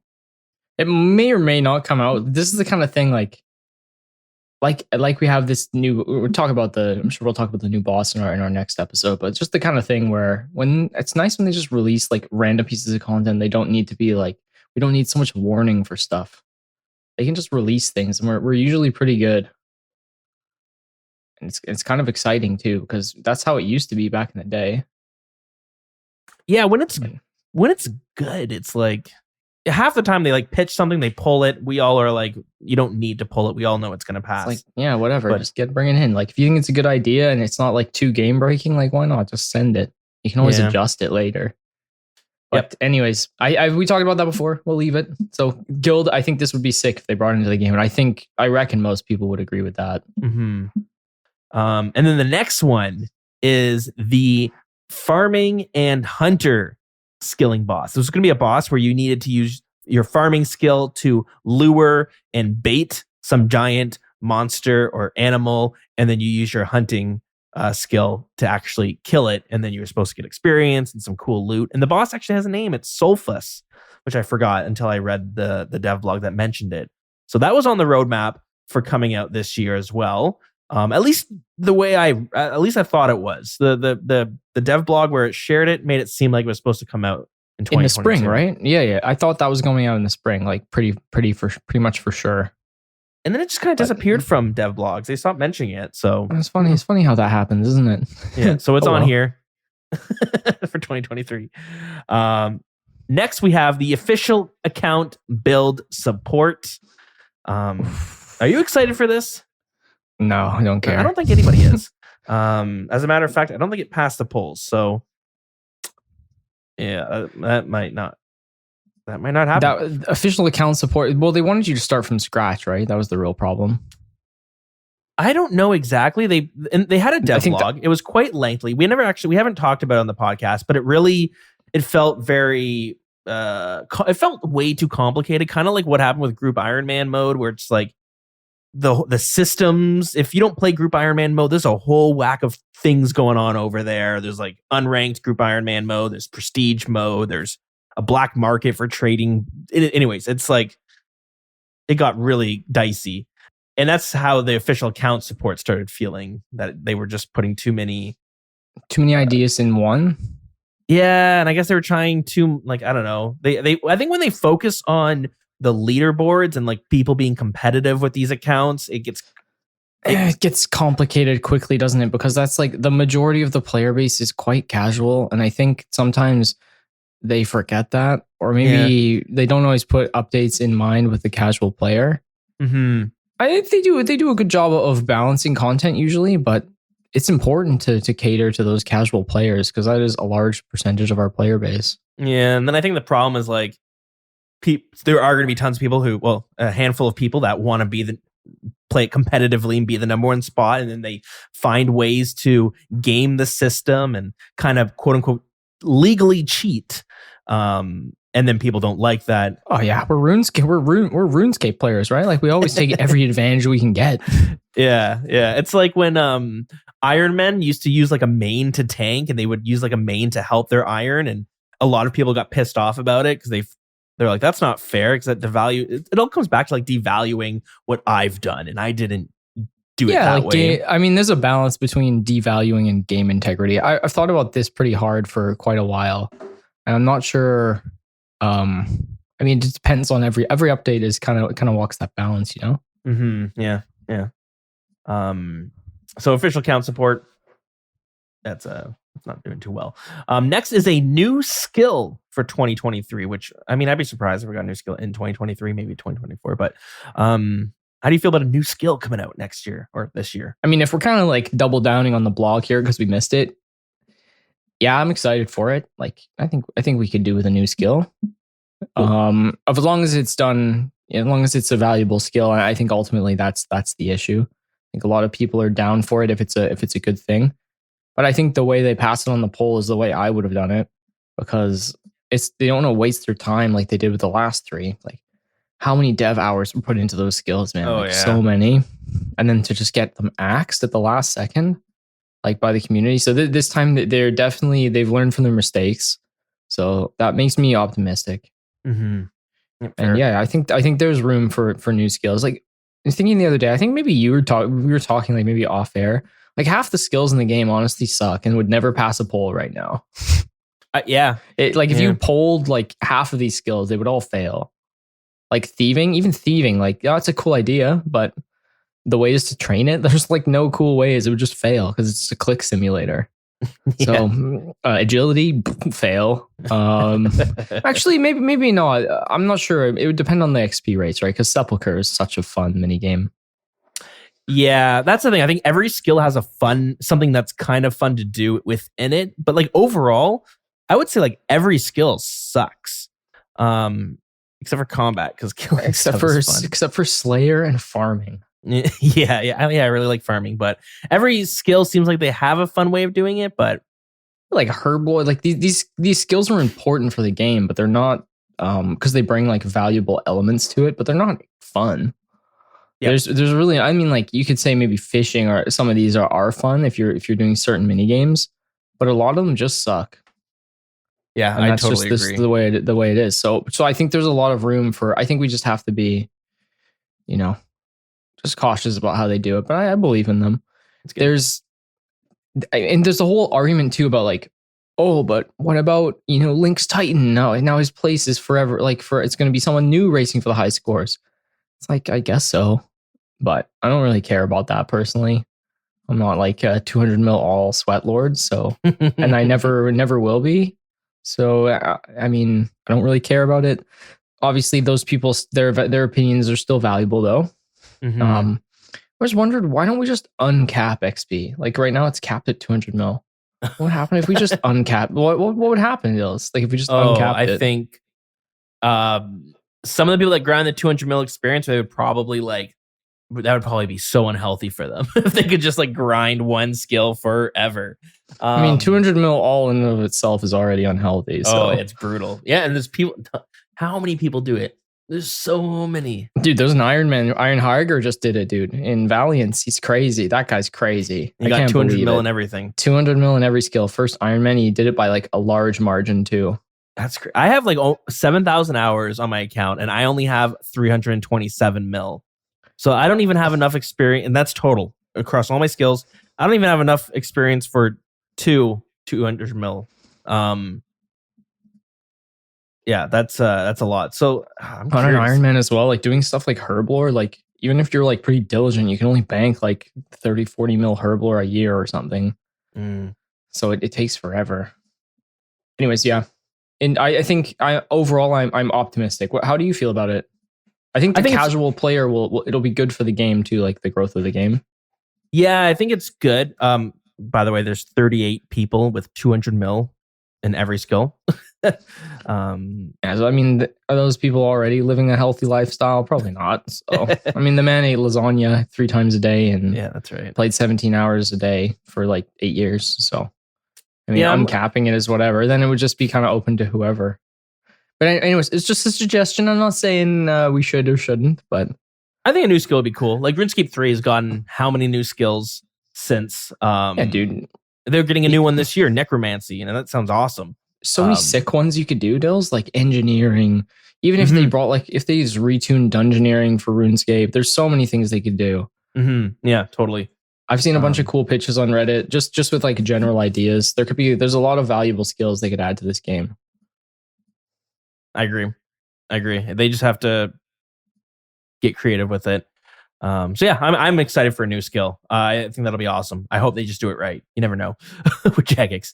Next up though is Desert Treasure 2. How you feeling about this one? Oh, I'm so excited. I don't know about you.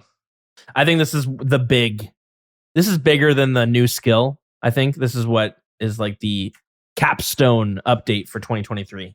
Yeah, and it's going to come with a farmable boss, right? Or I think 4 or 4 farmable. So there's going to be some like big bossing involved with it too. Yeah. Yeah, man, cool. I'm super excited for this. Oh, it's gonna be awesome. Bounty Hunter is coming back to PvP. What do you feel about that? Hearing crickets from your side? Bounty Hunter's good. I like Bounty Hunter. I think we've talked on a previous podcast about how this is a good thing for PvP, and it should be around. I mean, we didn't delete Zulrah from the game just because people were abusing it, and nor did I think they should have deleted Bounty Hunter. They should have just reworked it. Yeah. So yeah, I think if it's done correctly, it's going to be a great update for PKers. How do you feel? Because you're the resident PKer here, which is sad, but yeah. I'm actually really excited for Bounty Hunter because I really liked Bounty Hunter for PKing. I don't like GE PKing. Even though like they should be the same thing. You'd think that if you like the Edgeville style PKing, then you should like Grand Exchange PKing. But something about it is like the culture of it, for lack of a better doesn't term. hit the same, does it? Even just the environment can make a huge difference. Yeah, and I think just people are better, and like I don't know, something about it just is less casual than Edgeville was, and I don't know if it's like the change made it or I don't know. I wasn't around to see the change. I just know that when Bounty Hunter exists, I did it, and then I did it when it didn't exist, and it is night and day. It's just a bit more nostalgic too, right? Because it's a bit Yeah. more, it's easier to get into. I remember you talking about GEPKing like maybe a few months ago, and it was just the guy was like, "Oh, please come! Finally, we have someone." He gave me a bunch of gear, like a couple mil worth of gear to try, and I go every now and then, and it's just not fun. I get killed so quickly, and You get rushed we sometimes, get and insta stacked killed, for and like 120, and it's over. yeah, exactly. And I have nothing. It's pretty toxic. It Yeah, just I kinda think the sucks. barrier to entry on bounty hunter is going to be way easier too, because you're going to have like pretty fun things that you can do. Mhm. Like you can build like little shitty accounts and then go against other little shitty accounts. You know, like build like a little level 45 pure or something, and then you're going to be bounty huntered in Edgeville against other people around the same level. Yeah, So, yeah. Although with this, I think there's going to be a bit more of an arena sectioned Okay. off in the wilderness somewhere, because they said they're going with this so that if they need to make changes, they don't have to worry about affecting the entire Edgeville wilderness area. They can just be like, no, this arena is going to work differently because we made it this way. Okay. Yeah, so should see it. That'll be fun. And then last is the Way of the Forester, forestry. This new socializing way of doing woodcutting. I mean, what do you think about this? I think it'll be cool. It sounds promising. I have no idea how it's going to work, but the fact that they put it with the Desert Treasure 2, a new skill, Bounty Hunter coming back, I feel like it's got to be a pretty significant update for it to be one of the 5 or 6 that they pitched. To me, this feels like a bunch of cool miniature, like side updates, not like any one particular huge one. If that makes sense, like none of them really stand. Maybe Desert Treasure stands out as like the big one, but the rest of them are sort of like equal footing for me. And Bounty Hunter, personally, I don't really care about, but I know a lot of people do. So it's hard because a lot of these could be huge updates, or they could be very minimal. Like Bounty Hunter could just be like how it used to be. None of them stand out like Raids 3 did last year, though. Yeah, if that's what I kind of mean by that. Yeah, that's fair. No, I agree there. But yeah, there's the most anticipated update. Which one would you have to choose if you had to pick from one? Probably Desert Treasure. What about you? And you're not alone there. Desert Treasure 2. Everyone else got the most votes. I think Desert Treasure is what I think is going to be the most like the biggest update, like the most hyped update. But I think I'm gonna have to choose Bounty Hunter just for the fact that it could really change PKing in a way. Like it could bring a new style of PKing that kind of died off, and which could be awesome. I'm giving if it's as fun as it used to be, then that's gonna be awesome, because it's just having another place to PK with a different style is all I do is Rev Cave PKing, because that's all you can really do besides Grand Exchange, and it just gets old. Like it's fun, I still have fun, but That's it's like only killing the one. You only have one boss to kill in this game. Like eventually you're gonna get sick of it.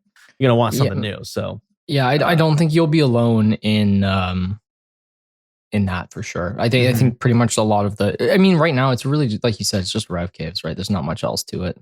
Yeah, totally. And then the last category, and this one's always my favorite. We used to call it the most controversial event or whatever episode. This is what we're now calling it, the best drama that happened within the game, because it's not always controversial. Sometimes it's just Jagex screwing up. So yeah, we love this one. This is my favorite one for sure. Yeah, it's always fun to look back on it. But this year was a little bit weaker, but we did still have some. Dills, without RuneFest, there's just less drama. You know what I mean? Like without the physical RuneFest, you just get less. I find you get less drama going on.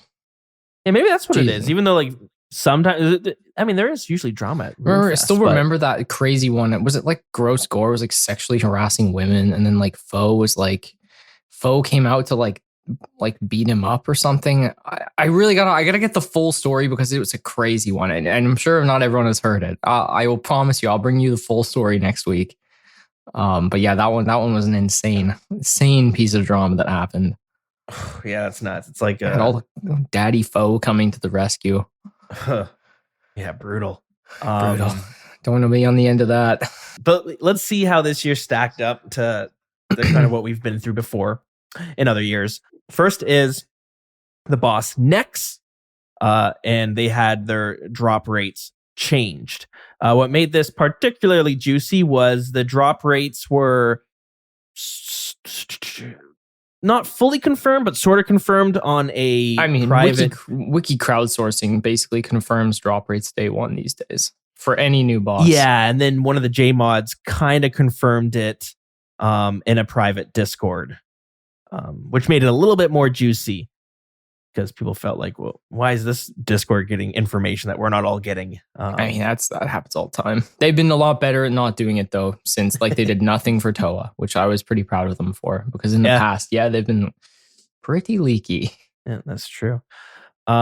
Leagues 3 had a bug where they, about an hour in, they had to turn the servers off and roll things back because people were logging into the main game and they were like, their account was like transferring over to Leagues 3. A bunch of weird stuff was happening, and they had to roll it back, and people were upset because, you know, you spend an hour grinding out on Leagues 3. That's a lot of progress because that game is just super accelerated. Turns out that they only had to roll back the main game, but this one was a little bit more minor, but it still happened. So Leagues 3, slight rollback at the start of the event. It's just me, or was there a lot of rollbacks this year? Probably, but I think not as many as we've seen before. Next up, this was a good one. The PvP arena. It was just a failure of an update when it released. It was just not dead good. on arrival, wasn't it? Yeah, very much so. It's too bad. But with that, the next piece of drama was Jagex created a Discord server that was going to be exclusive only to PvPers. The community was pissed, so they ended up allowing anyone to join and watch the discussions, but only a select few would be able to talk and participate. Yeah, crazy. Yeah. Couldn't believe that one. Membership price increased to $12.50, and this is where it pissed me off, is they removed the 3-month plan. So what you used to be able to do is you could subscribe for 1 month, 3 months, or 1 year. They removed the 3 months and they changed it to 6 months. So you can do it from 1 month, 6 months, or a year. So that was locked. That's tied into it. And that I'm a little personally invested in that because I always subscribe for 3 months usually, just in case I want to quit. I either do a year or 3 months. And then I went back to subscribe my account for 3 months because my year came up.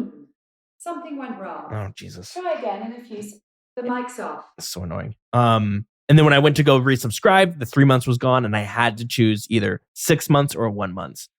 And I wasn't happy about that one. But yeah, price went up. I don't know. It's the economy. It goes up like once a year, I think. Yeah. Next is the original Missouri design. This is another kind of failed update, although this one never came out, got out of the gates because people complained too much. And they came back and fixed it to what it looks like today, where it looks much better. I can't remember what it was before, but I remember it being controversial. Yeah, people didn't like it.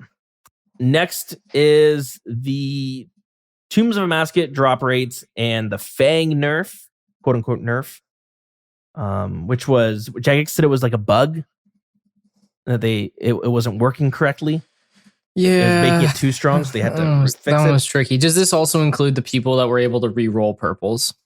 So for those of you who don't know, basically what happened was if you had an 8-man team, the first person could go in and check the chest, and if they didn't get a purple, they could leave the chest room, and then the next person goes in, and then it will re-roll the purple. So you basically get to re-roll them, which was obviously broken. So with 8 people, you'd have 8. I guess 40%. There's basically a guaranteed purple with 8 men doing experts, which is dumb. Mm-hmm. Yeah. Yeah. People got banned for that. Yeah, big time. People got banned, like permanently banned. Like crazy. One guy's crazy Iron Man account got banned. Like he had full Torva, like basically all the gear in the game, and he got banned for life. So, yep, there it is. Don't mess around.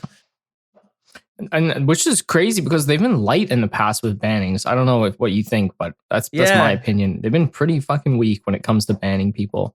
Yeah, usually they are. It was quite surprising. The final one is Fresh Start Worlds. Just everything about Fresh Start Worlds.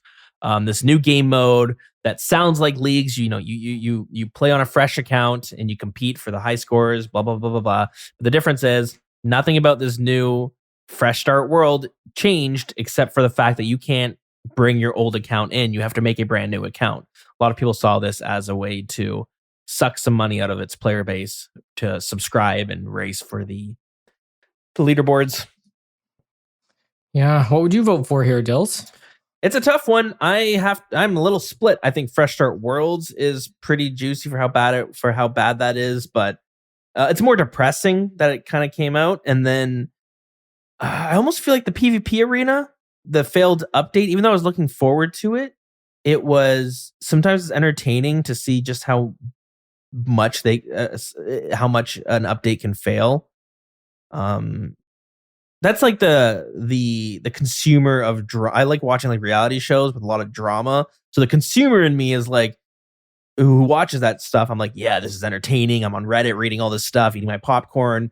But then the PKer in me is like, this could have been really fun. I would really wish it was good. I feel that. Man, what about you? I think next or probably Toa, because that was like an update that affected basically everyone, because everyone was doing Toa. Yeah, that's true. So I'd say Toa, but my personal heart goes with next because I still it's unfathomable what they did with the drop rates. Yeah, just releasing the boss should have been the drama of the year. Yep. Honestly. Too well. Speaking of reality shows, my girlfriend and I have been spamming Survivor.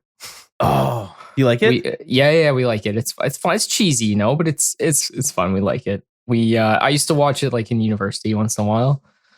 Maybe back when now there's like 40 something seasons, but back then there were way less. Yeah. So we've been really liking it. So yeah, he's been grinding through.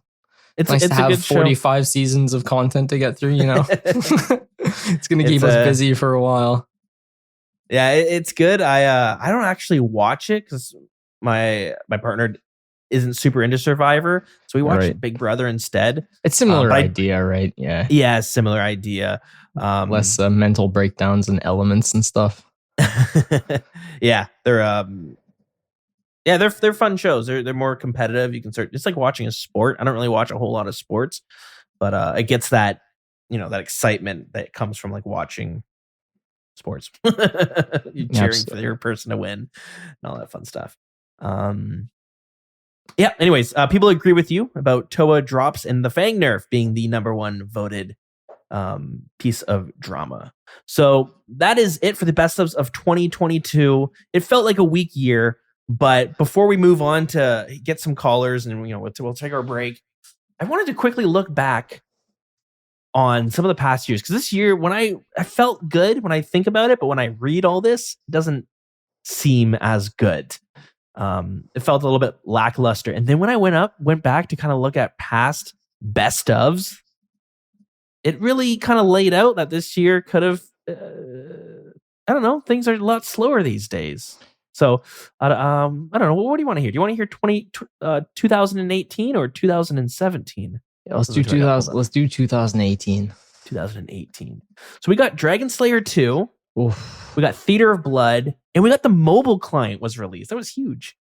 Those were the big updates, but we also got Byrofita. Free to play got PvP Worlds, and free to play also got anti-poison potions, which isn't much, but there was enough there to give free to play updates its own category. Yeah, free to play has not got much love in a while, hey?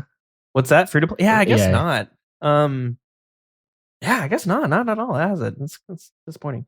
But in terms of events, they had Theater of Blood, the race to first completion. They had a bot busting stream. They had their 2018 Rune Fest. They had the PvP All-Stars tournament. And they had a 2018 Deadman mode tournament. So that's already way, way more than what we got. We don't even get bot busting streams anymore, which is like when the J mods just ban a bunch of bots, but they kind of go in and show you how much gold that they were farming. It's pretty unreal. Okay, and here's the controversial moments. So this is the year of the RuneFest sexual harassments. So not really controversial. It should be. This is why we renamed it to drama. Some of this was just. I mean, this sexual harassment is not controversial. It's just terrible. Yeah. So that's why we renamed it. But the Vorkath drop table is on there because it was just shitting out so much money and people were not really ready for that. This is like one of the first times that we got another money boss besides Zulrah. And Zulrah was seen as a big mistake. The YouTuber, a friend, he got banned for gambling. And at the time he was like the Swampletics of 2018, where he was like the biggest YouTuber. He was always being seen on the subreddit. Like people were posting his stuff and just everybody knew him. Anyways, he got banned for advertising stake.com or something. Yeah, that's which right. I find I think there was a bit more to the story. I find it ironic because that company now just sponsors like huge teams, like sports teams and other podcasts and all sorts of stuff, and like gambling websites in general are just sponsored everywhere. Yeah, which I'm not really a fan of. I just don't really think gambling is good for anyone. Mm-hmm. Obviously, we see it with the Duel Arena and RuneScape, like what it can do to people in real life. Like it's even, I mean, in the game, it's a game, right? But it can be so much worse in real life. Like these things happen to people. So I find it unfathomable how they've taken such a strong hold on advertising in our society. But anyways, that's a different point. I digress. It's wild, but yeah, that's why it made it on there. Next was one of the regular worlds. All the rules got changed to dead man mode rules, so you could just PK people and experience rates were increased and people got PK'd and lost experience because that's what happens to dead man mode when you die. You lose experience. So that happened. They tried to shut down RuneLight in 2018. That was a huge piece of drama. Yep. They closed RuneScape Classic. There was a bug that any amount of gold you dropped or picked up would become a max cash stack, so 2.1 bill. I remember that. Dude. What a crazy year, Dills. Yep. They tried their first Twitch promo where anyone with Twitch Prime got early access to a purple skin recolor in game. Mm-hmm. And then, of course, Mod Jed happened in 2018 where a JMod was stealing a bunch of stuff. And they got police involved. It was probably one of the biggest things that have happened. All-time drama, probably that one, right? But yeah, in Mod Jed, like if you take out Mod Jed, you're like, holy shit, it's that still was a big juicy, year. right? So juicy. Yeah. Sucks. Anyway, so those are some big years. 2022 feels less big when you compare it to some of the previous, but it was still good. And 2023 looks good too. Yeah, we had consistent juicy drama this year. You know, it wasn't like one huge blow, like shutting down RuneLight or whatever, or a Mod Jed style thing. It was just like every month there was something pretty consistent. Like we had the blackout as well. I guess we're still going through the list, so there's quite a few things. It's how it should be. The drama should be minimal, not Mod Jed levels, but you know, can't help but to enjoy hearing about it when it does happen. But anyways, that is our best ofs. We're gonna take a quick break, and we'll come back. We got some callers who did call in with their resolutions. So let's hear what they had to say after the break. Whew. We are heading over to the Grand Exchange. It has been a long one, so thank you for anyone who has stayed with us up until this point. It's taken us a little bit longer to get this episode out there, but yeah, it's a bit longer than we had planned. Anyways, doesn't matter. If you've been sitting through this 2.5 hour podcast and you kind of in the back of your mind thinking, I want to support these boys. Well, one way you can do that is by heading over to patreon.com/The Wilderness Podcast, where you can make a monthly pledge to help run the show. So I want to thank Bronze Yawn, Yulfi Ferrick, Strosity, P. Jackals, Mallard, Spleemo, and the Kazi, and Yay Fiber.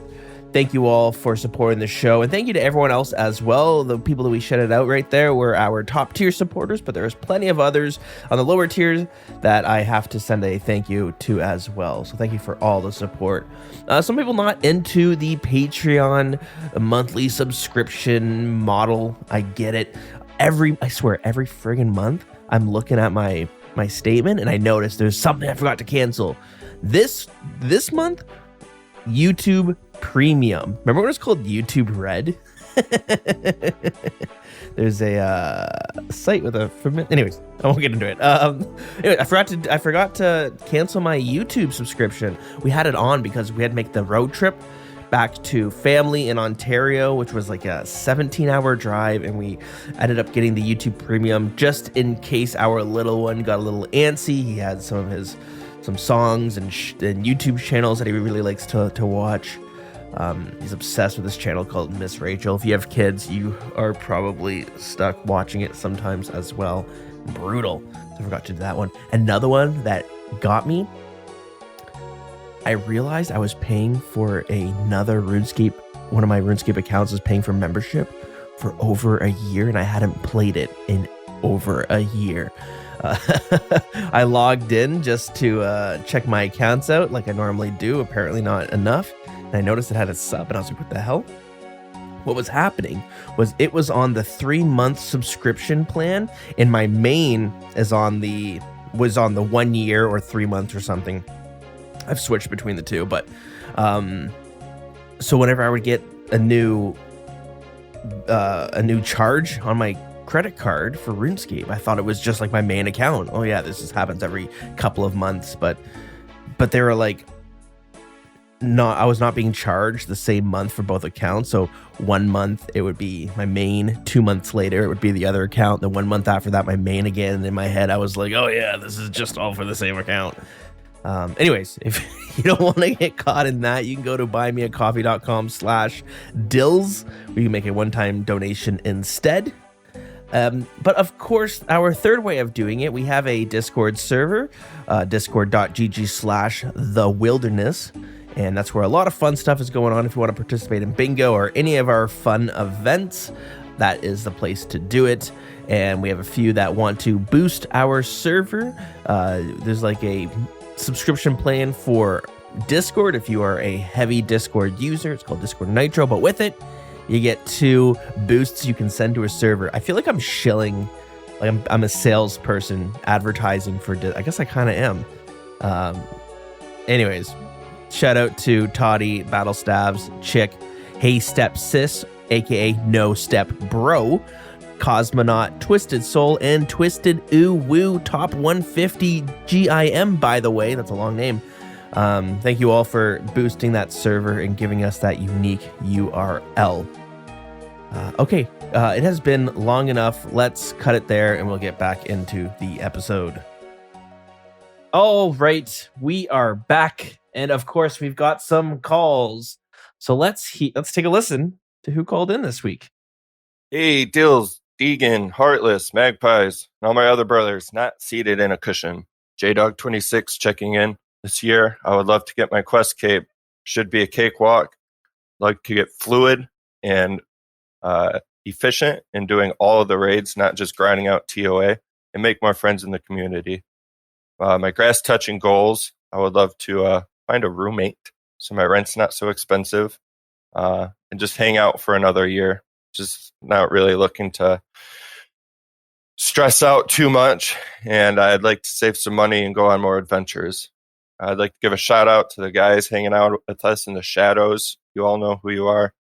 And thank you to all the hosts and the mods for keeping this going, giving us all a community and something to look forward to.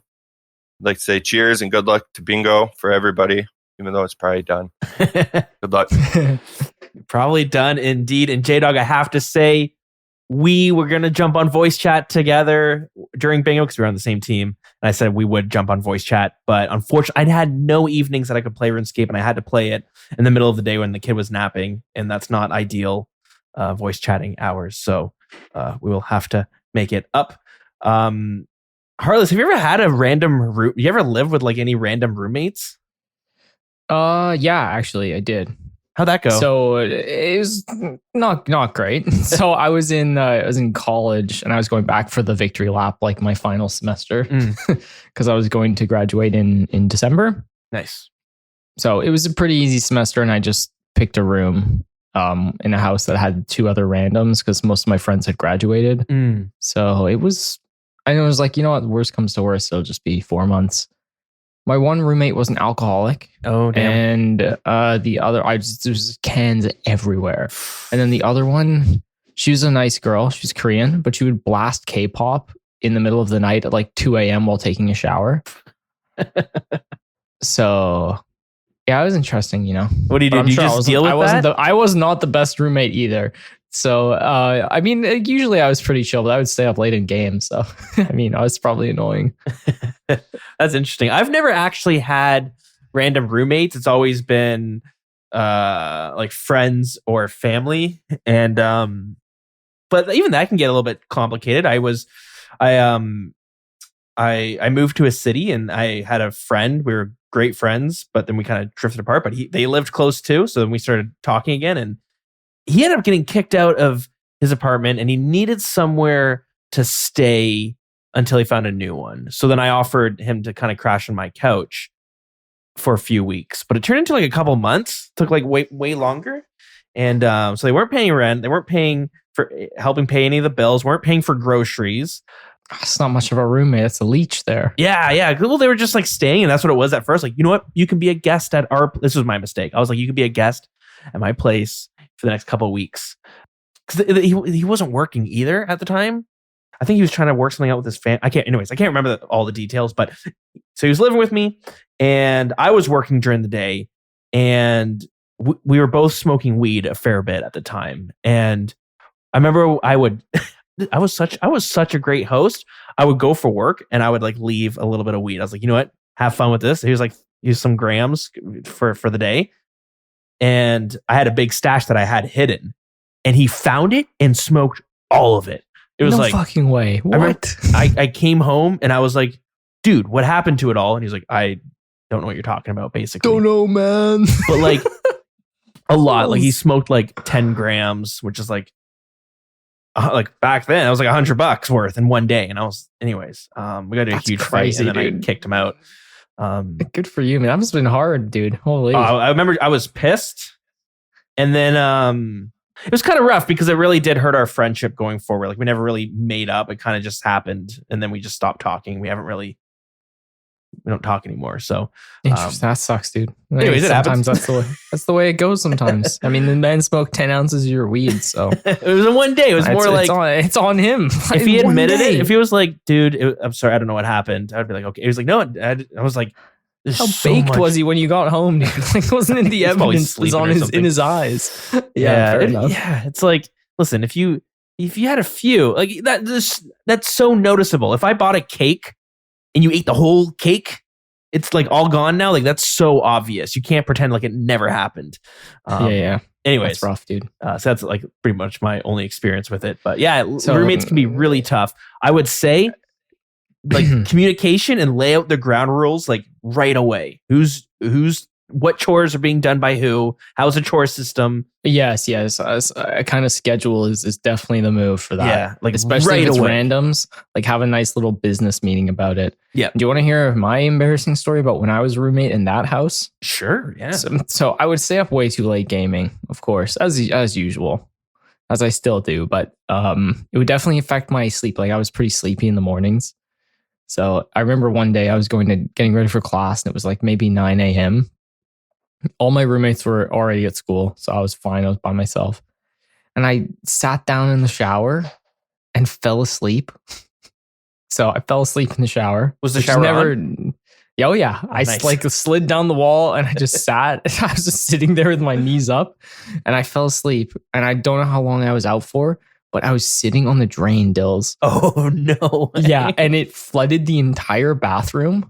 And I didn't have my glasses on, so when I don't have them on, everything's kind of fuzzy, so I can't always tell. But I was like, oh my God. So I sit up immediately. There's just like, I'm just sitting in a huge pile of water, and I get out and I couldn't tell. And I stepped on the ground, and just like probably 3 inches of water have been spilled over, maybe 2 inches. It wasn't huge, but it was so much. The entire bathroom is covered, and it had started to flood into the hallway. But luckily there was like a metal lip on the door that was actually quite high. It was maybe like an inch or so high. So the water had just crested over that thing and was like flowing into this like middle room. So I was on. I didn't go to class that day. All I did was clean up water. I had like one towel, so I would drench the towel and then wring it into the shower. I kept it over and over again, and it took like probably half an hour to clean up all the water. Wow, that's crazy. Oh man. Yeah. So no water damage because I think I caught it quick enough. That's good. Yeah, that could have been much worse. And no one was home, so it wasn't too awkward. But now you all know. But hey. Things happen. We fixed it. We're all good. No harm, no foul, as they say. No harm, no foul. But yeah, I don't sleep in the shower. That's for sure. Don't make that mistake. Yeah, that could be a close one. Mm-hmm. Wow, that's crazy. Yeah. So, anyways, at least Jay, you'll have some exciting stories, I'm sure, to tell. Yeah. Good luck, J Dog. I see him in the chat all the time. He's always in the clan. Been here for a while. It's good to see him calling in. And getting the quest log done is great, and getting good at the raids is fun.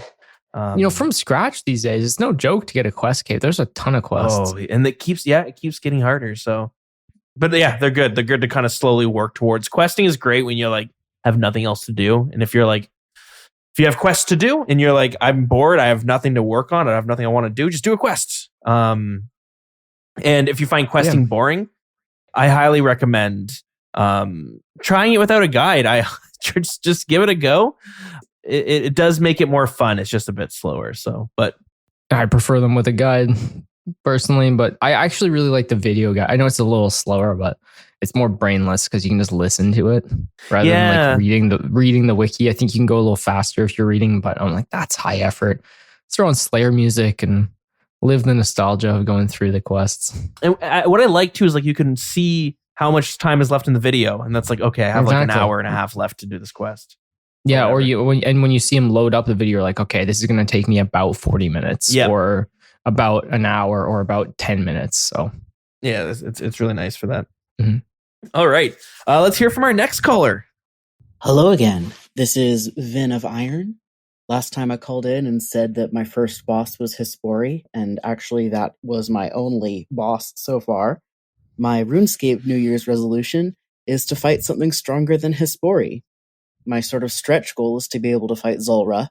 I finished, Regicide, I believe, is the one that unlocks that area, and was like, I'm gonna go fight the giant snake. And then I looked at like the minimum gear requirements to only fight it using magic, and I was like, this is gonna take a lot longer than I thought. So I want to fight something stronger than Hispori, whatever that might be. I want to maybe fight Zulrah. And then my real life New Year's resolution is just to take care of myself. It's been rough recently since I moved out of my family's house. And so my goal is just to do some good self-care. Pat myself on the back, shower, drink some hot chocolate, maybe buy myself a chinchompa in real life. Something to take care of. All right. Thanks, guys. Oh, Vin, thank you so much for calling in. Yes, I think self-care is very important. Have you ever watched the show Parks and Recreation? Yeah. There's in one of the later seasons, two characters, they do this thing, and I've taken it and I make it a part of my life now, but they have a day and they call it treat yourself. treat yourself. Treat yourself. And you just do. Obviously don't put yourself in financial ruin to do it, but you like kind of spoil yourself. You do the things that like really make you happy. So I always try to do that every now and then. And it's great just to have one of those days where you're like, you know what? I'm going to just be selfish. I'm going to do everything I want. I'm going to eat whatever I want to eat. Tomorrow we'll go back to normal. But those are always good. But yeah, we were talking earlier. Self-care seems to be like something that, so I think we kind of push it behind sometimes, whether it's for like other reasons. Maybe it's you're focusing on your work, your job, or school. Yeah, financial or whatever it is. Yeah, but I think it's one of those things. If it left unchecked, with you're not doing your self-care and self-loving, then like you can kind of find yourself in a pit, or kind of find yourself in a rut, is what I always call it, as too much time goes by. Yeah, you find yourself going for 200 mil all. It's not good. But no, seriously though, like it's that's a great goal to have, and proud of you for taking that step and recognizing you need to, take care of yourself. It's important, man. Yeah, I think a lot of people don't do that. They just like they put themselves second, third, or fourth on their list, but really it should be number one. And then everything else. Always. Yeah, man. I talked earlier about the stuff I'm going through too, so Mhm. I understand how you feel, and it's definitely worth making the changes you need to make. RuneScape wise though, like Hespori, what do you think is a good boss besides Hespori for an Iron Man? I was going to ask you that. I'm okay. So you can ask me. I mean, Zulrah. So I'm number one for me would be Dagonoth Rex. Go get your Berserker ring. That's probably, it's pretty easy because you can safe spot it, but it requires a little bit of, you got to learn the mechanics, how to get into the room, protect yourself from the other two minions. So it's a pretty fun boss. Nice to get a Dragon Axe if you didn't get spooned one at Wintertodd. So yeah, I definitely recommend going and get a Berserker ring from Rex. And then that's kind of like your big thing. And then, you can look towards Barrows. You can look towards, Barrows would be like those are kind of the thing, Rex and Barrows. Because when it comes down to getting into like Zulrah, you need quite a bit of gear for Zulrah, and Zulrah is like a step up mechanically.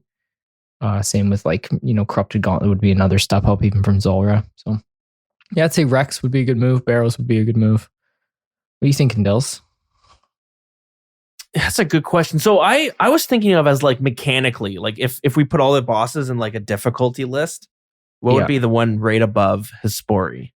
What's the bottom of the list for mechanics? Probably Giant Barrows? Mole, maybe? Mole probably or Barrows? Mole first. Mole's I think. annoying to kill with bad gear, though. So I would say Barrows would be like the lowest, even though like maybe Mole has probably the least amount of it. You just protect and hit the thing, right? Yeah. So you're probably not going to die at the mole, but it probably is like, it's more, especially if you can't track where it is. You're running around the whole cave. Yeah. That's like a weird boss, right? Like it has no mechanics basically, but you really benefit from having good gear by killing it quickly, and then you don't have to waste supplies. And you don't really need those bird nests until later when you're doing heavy content. Yeah. So yeah, I think above Hespori, you get the free to play bosses, right? Those like Bryophyta and Obor. Those are in there. Vorkath's not a crazy big one. You could definitely do a little bit of Vorkath for your backpack if you can work towards Dragon Slayer 2. I did mine with a rune crossbow, and it was good. Slow kills, but we got there. I think my first real foray into bossing was like trio DKs. Like after I'd done Dagonoth Rex, once I had a little bit of gear like about me, I would definitely went into some trio DKs, and that was fun. Yeah, Toa, you could definitely get into Toa pretty early. Like you really only need a Dragon Sim, and you can start doing some entry modes and a rune crossbow. So I think Toa is like down on the list. Like low level Toas are definitely worth getting into, and there's some nice rewards. The Divine Rune Pouch. The blue Karis is really good for killing a Calphite Queen when you go for your head and stuff. So there's some spoils there for sure. Yeah, I think Toa's a good shout. Even though that, like my first reaction, I was like, oh, I don't know about that. But now that I think about it, like it is very easy because you can set the difficulty very, very low, which is super nice. Yeah, that's a tough one. It's been so long since I've done the lower level bosses, so it's kind of hard to say. But I think that was roughly my path. Is I did Dagonoth Rex to get my Berserker ring. And then I basically just did Slayer until I got to Zulrah. Maybe along the way, I think I attempted to kill some Zami, which was kind of brutal. But yeah, Barrows and Dagonoth Rex were like my first two main things I did on the Iron Man. Grotesque Guardians might be a good one. But you need the Slayer task for it. And the rewards you get, I mean, it's not good for rewards. Pretty garbage rewards too. Yeah, man. but if you're looking for like mechanically, I think Grotesque Guardians is a pretty good one. Yeah, no, mechanically, sure, definitely getting a couple kills would be fine, but there's no real point to like grind it on an iron unless you want the pet for some reason. Maybe you want a hammer for whatever reason. Sarachnis isn't bad either if you want some red spider's eggs. You can go hit up some Sarachnis. If you need some kind of crush weapon though, right? So you need like a leaf bladed battle axe or whatever. Mm-hmm. Yeah, tricky, but yeah, Rex and Barrows goes. Hespori is a weird one. Like I'm trying to think, and I can't even place how hard it is compared to like other bosses. It has more going on than some of your basic level bosses. I think it's like the same as Barrows. It's not that hard. Yeah. You just kind of pray the right thing and do the little mechanic of killing the seeds, and then you go for it. Yeah, that's right. Yeah, there's lots out there, man. I'm looking forward for you because I remember getting into bossing, and I remember getting my Berserker ring. It was like my first big drop, and then probably my second big drop. I remember having like maybe a 15 mil bank, Monkey Madness 2, and then with a rune crossbow, I started doing demonic gorillas. And they're not like a boss per se, but they do have a huge drop for your account, the Zenite shards. And I got all 4 Zenite shards before I could even make anything. I got them so spooned, like 400 KC. I had all 4 of them, and they're 1 in 300. And it was just crazy because my bank was like 70 mil, and 60 mil of it was Zenite shards that were kind of useless to me. So yeah, I had good times though. Would recommend working towards gorillas as well. They're a really good one. Yeah, it's not bad. Curious to hear how it goes. Getting into bossing, it's got a learning curve, so don't be discouraged if you die. I died. Every boss I've had to learn, I've died so many times. Yeah, call in a few months and hit us up, and maybe love to see where you're at with your account. Yeah, definitely. And even if you want to reach out to do Toa for the first time, would love to run that with you, of course. Great. Yeah, thank you so much for calling in. Next up, well, let's listen to our next caller. Hey guys, this is Maticos1 recording his 3rd attempt at this SpeakPipe entry because my phone glitched on me 2 times in a row. Let's get to the point before my phone glitches again. I have one very simple resolution for 2023, and that is to save 90% of the gold that I earn in-game to use on the new skill. I'm absolutely psyched about the new skill, and I don't want to waste my time doing other things to earn money when I could just be using all my time and energy and having a blast doing the new skill.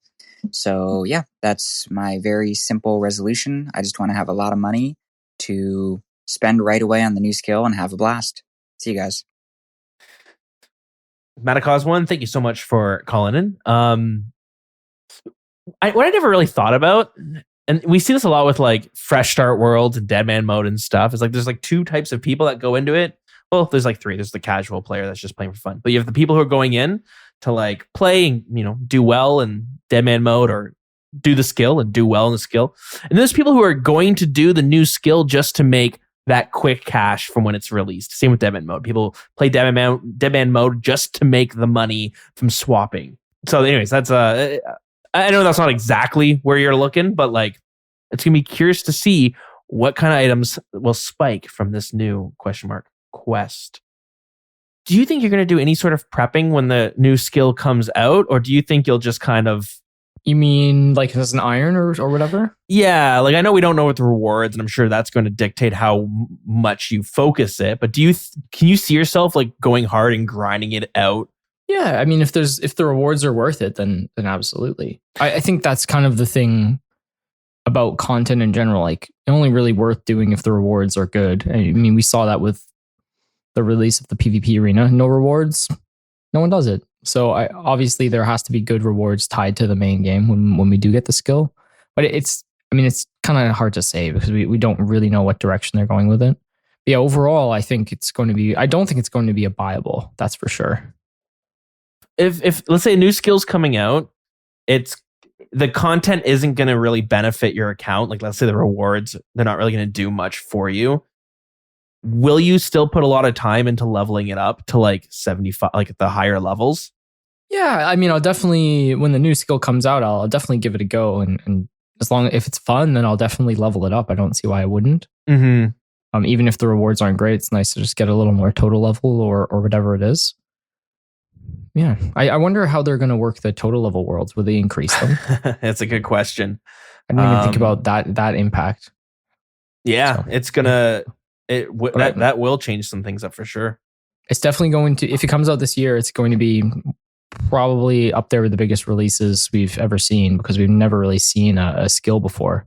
Yeah, it So, has to be. well, And if it's not, then that's upsetting. and it's going to, it's going to rival raid. Like raids, everyone likes PVM. Like Toa was one of the biggest releases we've ever seen. But the casual player, I think, is drawn a little bit more towards a new skill. So yeah. I think it's going to be important that they make it like fun, at least fun to train, and have enjoyable rewards. And I think we can get there like as a community together. So I'm curious to see what they pitch over the time. But yeah, I think Metaclass 1 has a good idea here with getting ready for that new skill. Yeah, totally.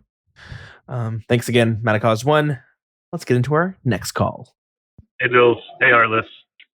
I'm in the car right now, so this is a little loud on the driving side. Sorry about that.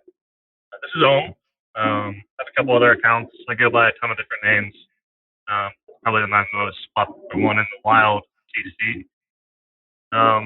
Bills, you and I have talked quite a bit about like NHP accounts. You know my feelings there. It sounds like the stat restrictions are not going to affect hit points unless you're going to be a level 3, and that's okay. I think it does take away a bit from the achievement of it. Coming from someone with over 1500 total level on a 10 HP Ultimate Iron Man, yeah, that's not easy to get to. But if other people want to do it, that's okay. I think we'd still have the option to not lock it. It would kind of be that more maybe prestigious thing. But yeah, overall, I think it could work. I probably won't join in because I already have the account. And I'm sure they'll do something stupid like make it so that you can only do it on a new account. I'm getting real close to my 10 seconds. Things I am afraid of. And cut off. Ohm, thank you so much for calling in. But I think you summed up strong. Like your message sums up why I think it didn't pass. There's a lot of like what ifs. New accounts have to be put on it. Is it going to take away the achievement? You know what I mean? There's a whole lot of like logistics to figure out, and you're not going to please a whole lot of people. Which I guess it's just, I don't know if it's just getting dropped, but I'm assuming it is. I mean, would it really have been that bad if you could just restrict, like opt-in restrict XP on a skill, and that's all it is? So like you can choose not to gain XP in certain skills. Yeah, I guess then it gets complicated with like, oh no, purists can get Barrow's Claws. It's like, well, I mean, is that really that big of a deal? Yeah, that's the tricky part. I guess it changes the meta, but like you got to strike that balance between being, willing to change things to breed creativity that might do. And then like we said before about like, oh, a new skill, high level community doesn't want it because they're all, 200 mil already and they don't want to get another 200 mil. As I see the same thing with restricted accounts. Like people playing restricted accounts might not want it because they've already done this thing. So I think I think it could be possible to implement it, but the way they proposed it was like the worst way, like making new accounts and being for it. Because then obviously everyone's achievement is gone. And you lose the momentum of people starting their new accounts because like most of the people who want to start the account have already done it. Some would, but like, yeah, I don't know. I think official account, unique account supports is great. The way they did it just didn't work out. So, so I hope the support doesn't go away because things like the Poison Dynamite, those little updates are good. And I think having all these like unique and creative accounts and these different play styles make RuneScape such like a beautiful game. But I think when Jagex gets involved with these unique accounts, I guess it takes away the magic a little bit. Part of the magic is that like they're self-imposed. And you can get as creative as you want. There's a person who plays like no currencies. They don't use any in-game currency. I've seen another account which is a vegan only account. They eat food, but it can only be vegan food. So good. Yeah, and it's like they seem to have a really good time on their accounts. Now, if Jagex came in, they're like, we're gonna selectively choose which unique playstyles are official to the game. Then it's, well, what about this type of account? What about this type of account? Well, what about this? You know what I mean? It's just Yeah, It's for sure. No, I see yeah. where you're coming from. I see both sides of this argument. So Yeah. well, I'm Yeah. sure they'll revisit it in the future. Yeah, totally. Thanks again for calling in. Let's listen to our next call. My name's Kashmir Plum. I actually just found this podcast like 2 weeks ago, and I gotta be honest, I absolutely love it. Thank you so much for doing what you do. I don't really have any resolutions, but I do actually have a question for you. I'm getting real burnt out, and I don't really have any other games that I want to play right now. So, like, what do you end up doing when you're just burnt out, but, like, you don't really want to stop, but every time you get on, you're kind of, like, bored, don't really know what to do? Let me know. Thanks. Kashmir, thanks so much for calling in. And so glad you found the show and you're enjoying it. That's great to hear. Burnout, what a topical thing to bring up, because actually it's on my notes to talk about next episode because I've been feeling it for sure. And I know we mentioned it a little bit earlier as well. But Heartless, what do you do? Because I know you get dialed in on specific grinds, and usually pretty hefty grinds. I go hard. I don't know. I felt burned out a couple times. Definitely. I've played the game for 4 years now. Mm-hmm. The first time was when I got the duo twisted bow split on my main after about like 9.5 months of playing. And I was like feeling burnt out at Vorkath grinding just for money. On the money grind, that's all I was doing, trying to afford a twisted bow. So I made an Iron Man, and then basically I haven't really looked back since then. Like the goals are kind of because the problem is burnout, I think, comes when you don't have goals set for you, or you haven't set goals that are effective for like how much time you play or whatever stage of the account you are. But with irons, they kind of set the goals for you. So you can just go ahead and do these things because you need to get it's like playing one small favor, but going for different items. And I just found it incredibly fun. And now that I'm like really at the end game of Iron Man, I still continue to push and set those goals. So like, obviously I've been working on full Torva for like a year. But like, let's just say I finish the set next week, I get legs and helm, and now I'm done full Torva. I need to make sure for myself that I have a goal in mind for after I finish that. So after I finish that, I want to get master achievements, and then I want to work towards a shadow or a scythe. So I still have like goals that I'll move towards, or even maxing could be something that I work towards. So I have goals set, and obviously my goals are very long at this point, but that's just the stage of the account I'm in. If you're in the mid game, you're playing a main, you could be like, all right, my goal this week is to like, work towards my quest cape or get my skills up for Dragon Slayer 2. Just like continuously have a list of goals that you want to achieve with like a big end game goal in mind. And then as you get closer to that end game goal and it becomes more realistic, set another goal that's beyond that. Like I always have a list.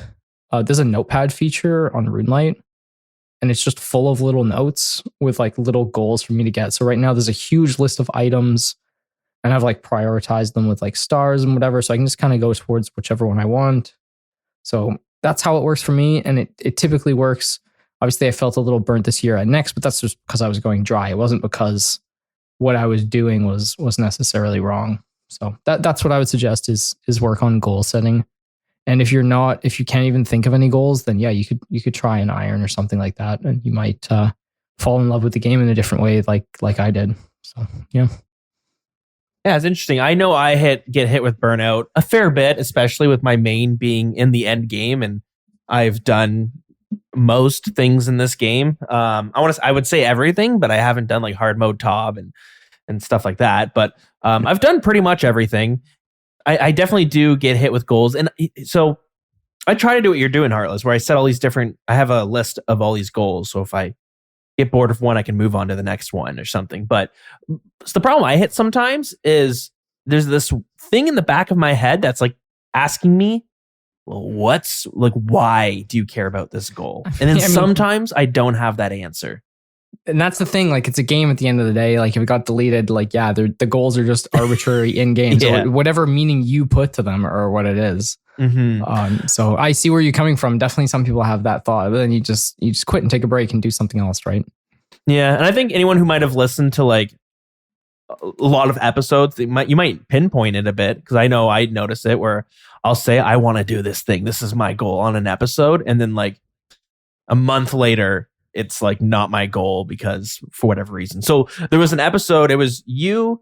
It was me, you, and Magpies. We were doing an episode together, and my goal at the time was to like grind out a bunch of clue scroll unlockables. So like at 400 medium clues, you get I can't even remember what it is. You get like the clue scroll, I think you can hold. The clueless clue. Yeah. The clueless clue. So you can hold a clue scroll and you walk around with it. It's pretty cool.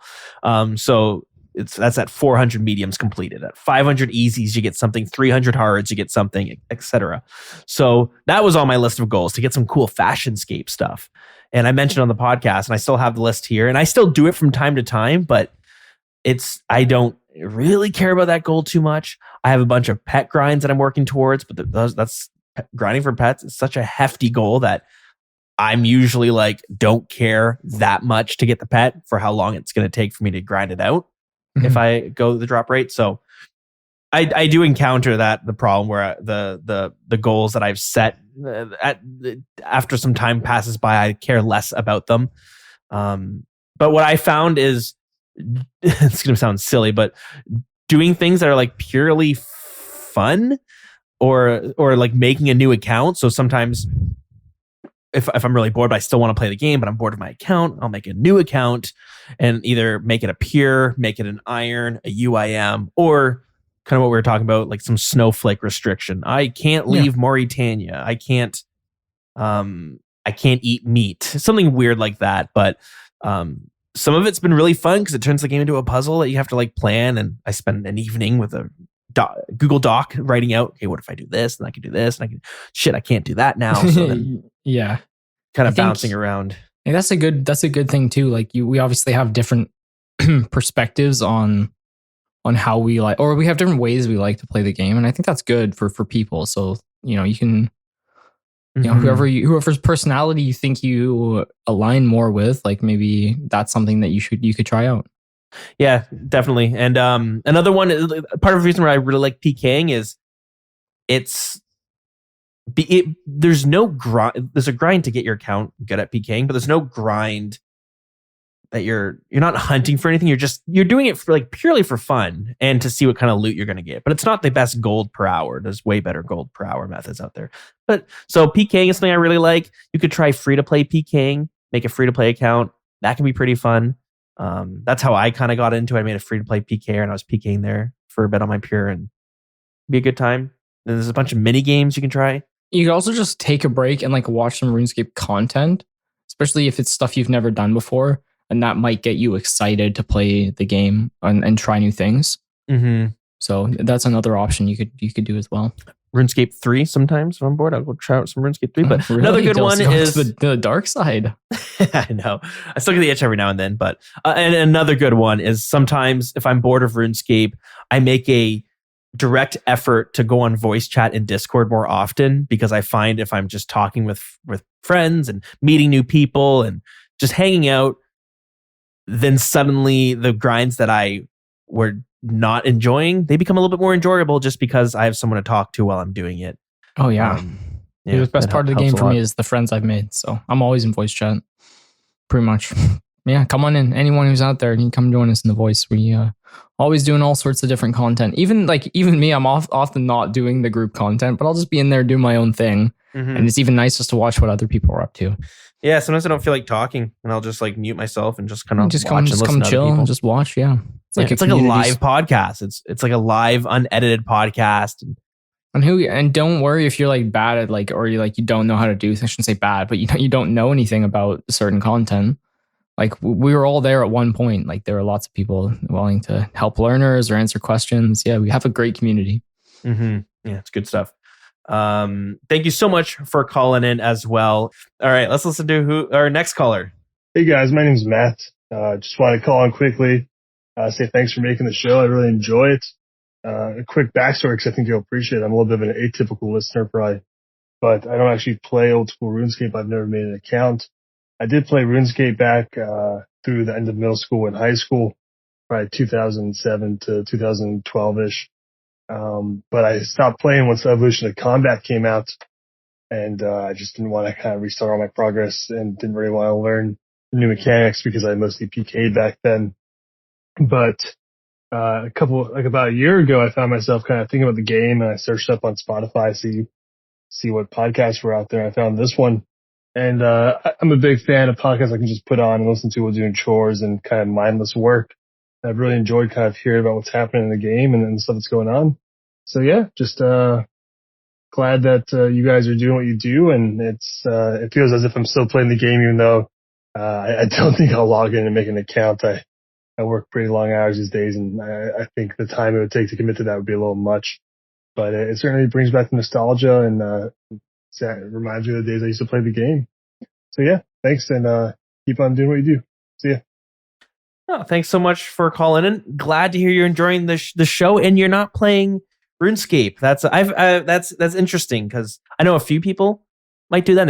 We'll do that with like YouTube too. They'll like watch the content, but they have no desire to play the game. But I know for myself, if I don't understand, I get like confused and frustrated as a listener. So like, playing this new card game I've been playing, Flesh and Blood. I found a podcast. I was listening to it. It's one of the guys who hosts it. He's won like every tournament. He's like the best player in the world, and I can't get into it because they keep referencing cards that I don't know what the frick that is. Like I don't know that. I don't have that much knowledge about the game to know like when they mention, oh, Ravenous Rabble, like I have no idea what that is. And I end up turning it off because I'm like, it's too much. Too technical. I see what you mean. Like when it's too complicated. Yeah. Yeah, because I'm like, I don't even know what the hell they're talking about. But anyways, I'm glad to hear that you don't have that problem, or if you do, maybe it doesn't affect you listening to more episodes. Yeah, well, I hope you like this nice 3-hour juicy episode that we're about to release. Oh my God, Dils. This is a multi-dayer, if anyone is wondering. Yeah. It's there's been a week between our recordings. Heartless, this has been a common problem that people have. Did you have this problem where starting a new account, you keep looking back at your old account and being like, gotta do it all over again? Nah, my old account was dead to me as soon as I made my iron. I was all in from day one. Like I was like, I originally thought I was like, okay, maybe I'll make an Iron Man because I know my sister's boyfriend. He has an insane end game Iron Man with like 4,000 raids and stuff. So we would chat about RuneScape all the time because I was getting into it. They both got me into the game or back into the game. So he was trying to convince me to make one. And I was like, yeah, maybe I'll play the main on the side, which I know a lot of people do. But nah, I just never did it. Just full commit, and I never looked back, honestly. My main has sat at the G for 3 years. Wow. That's funny. I did have that problem because I started probably like the first week when Old School came out, and I'd play it, but then I'd quit really quickly because I'm like, I don't want to be a level 3 anymore. I used to have a level 100. And here, even though 100, look back now, it's so ironic because you make so many accounts. I know. Yeah. Yeah, and I did back then too. I had a quest cape on my main when I did make the iron, and I kind of liked the quests. So, and I know I was like, well, I only have to go through it once more. And like, this is kind of my end game account. This is what I want to work on.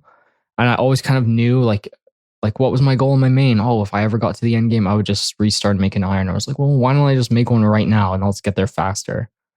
And that's what I ended up doing. And I kind of enjoyed the whole experience because it's different than it was the first time. Like, yeah, I'm still doing the same quests, but I'm doing them with like terrible gear, or, I have to go and buy an axe before I can go and cut down these trees. Like everything was a little bit different. And I think that's why I enjoyed it. But if I was to like go and make another iron right now, I've already been through that experience. I'd probably still like it because it was so long ago. It would almost give me double nostalgia in a weird way. But yeah, I don't know. I didn't mind going through it again.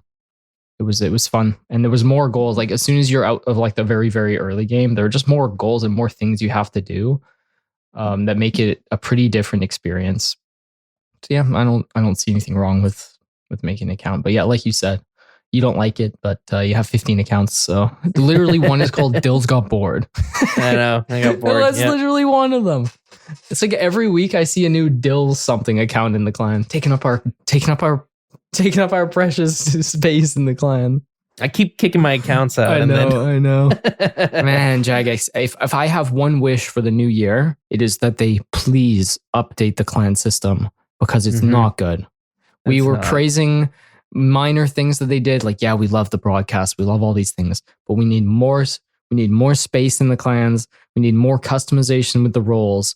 I would love to have hover over roles. So it says like you hover over the person. It says, 2,200 total. Like it actually hasn't, you can customize the names, not just give someone a red pickaxe. And then they have to go to our Discord to find out what the rank is.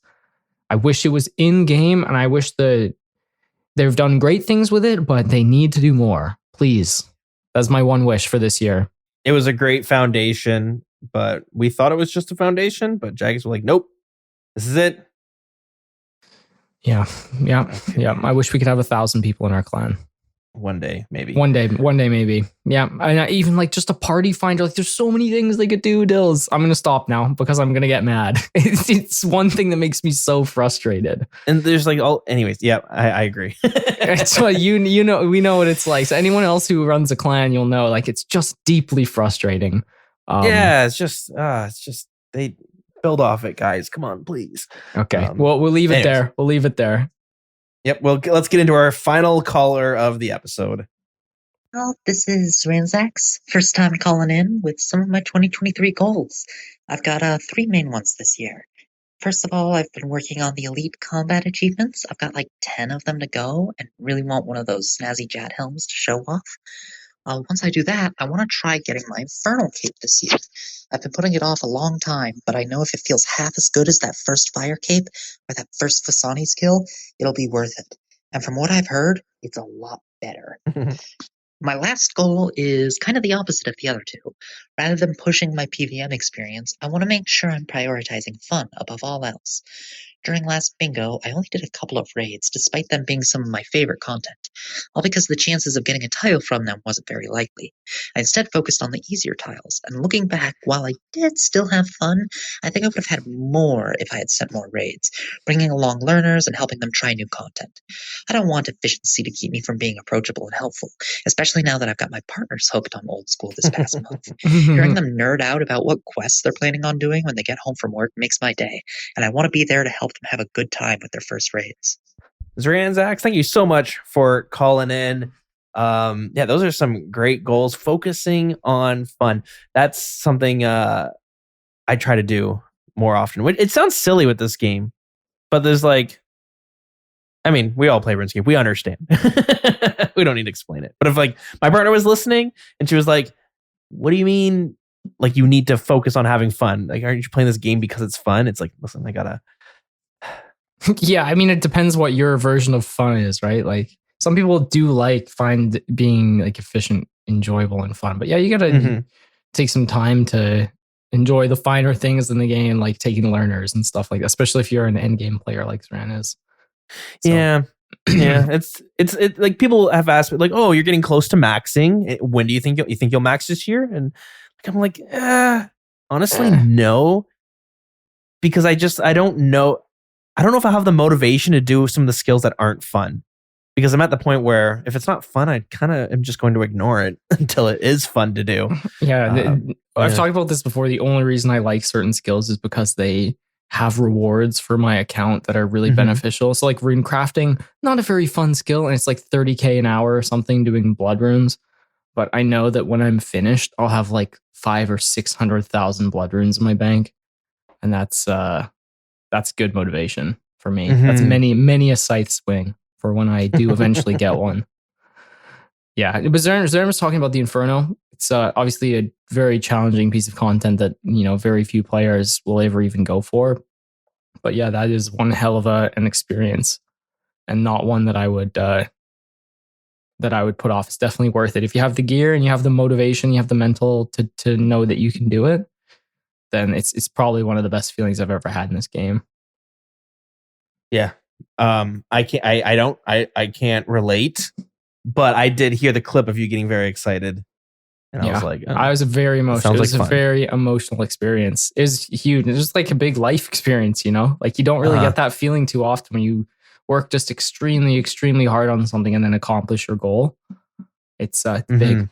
It's big, man. Yeah, I would definitely. I'm sure there's a few. There's definitely listeners out there who have their capes and they know what I'm talking about. So Probably, I would have to assume every single person who's got their cape probably had that huge, as we say to my kid, very strong feelings. That's what a lot of the kids just say. Strong, having a lot of strong feelings. feelings right now. Yeah, you get definitely. I'm very emotional.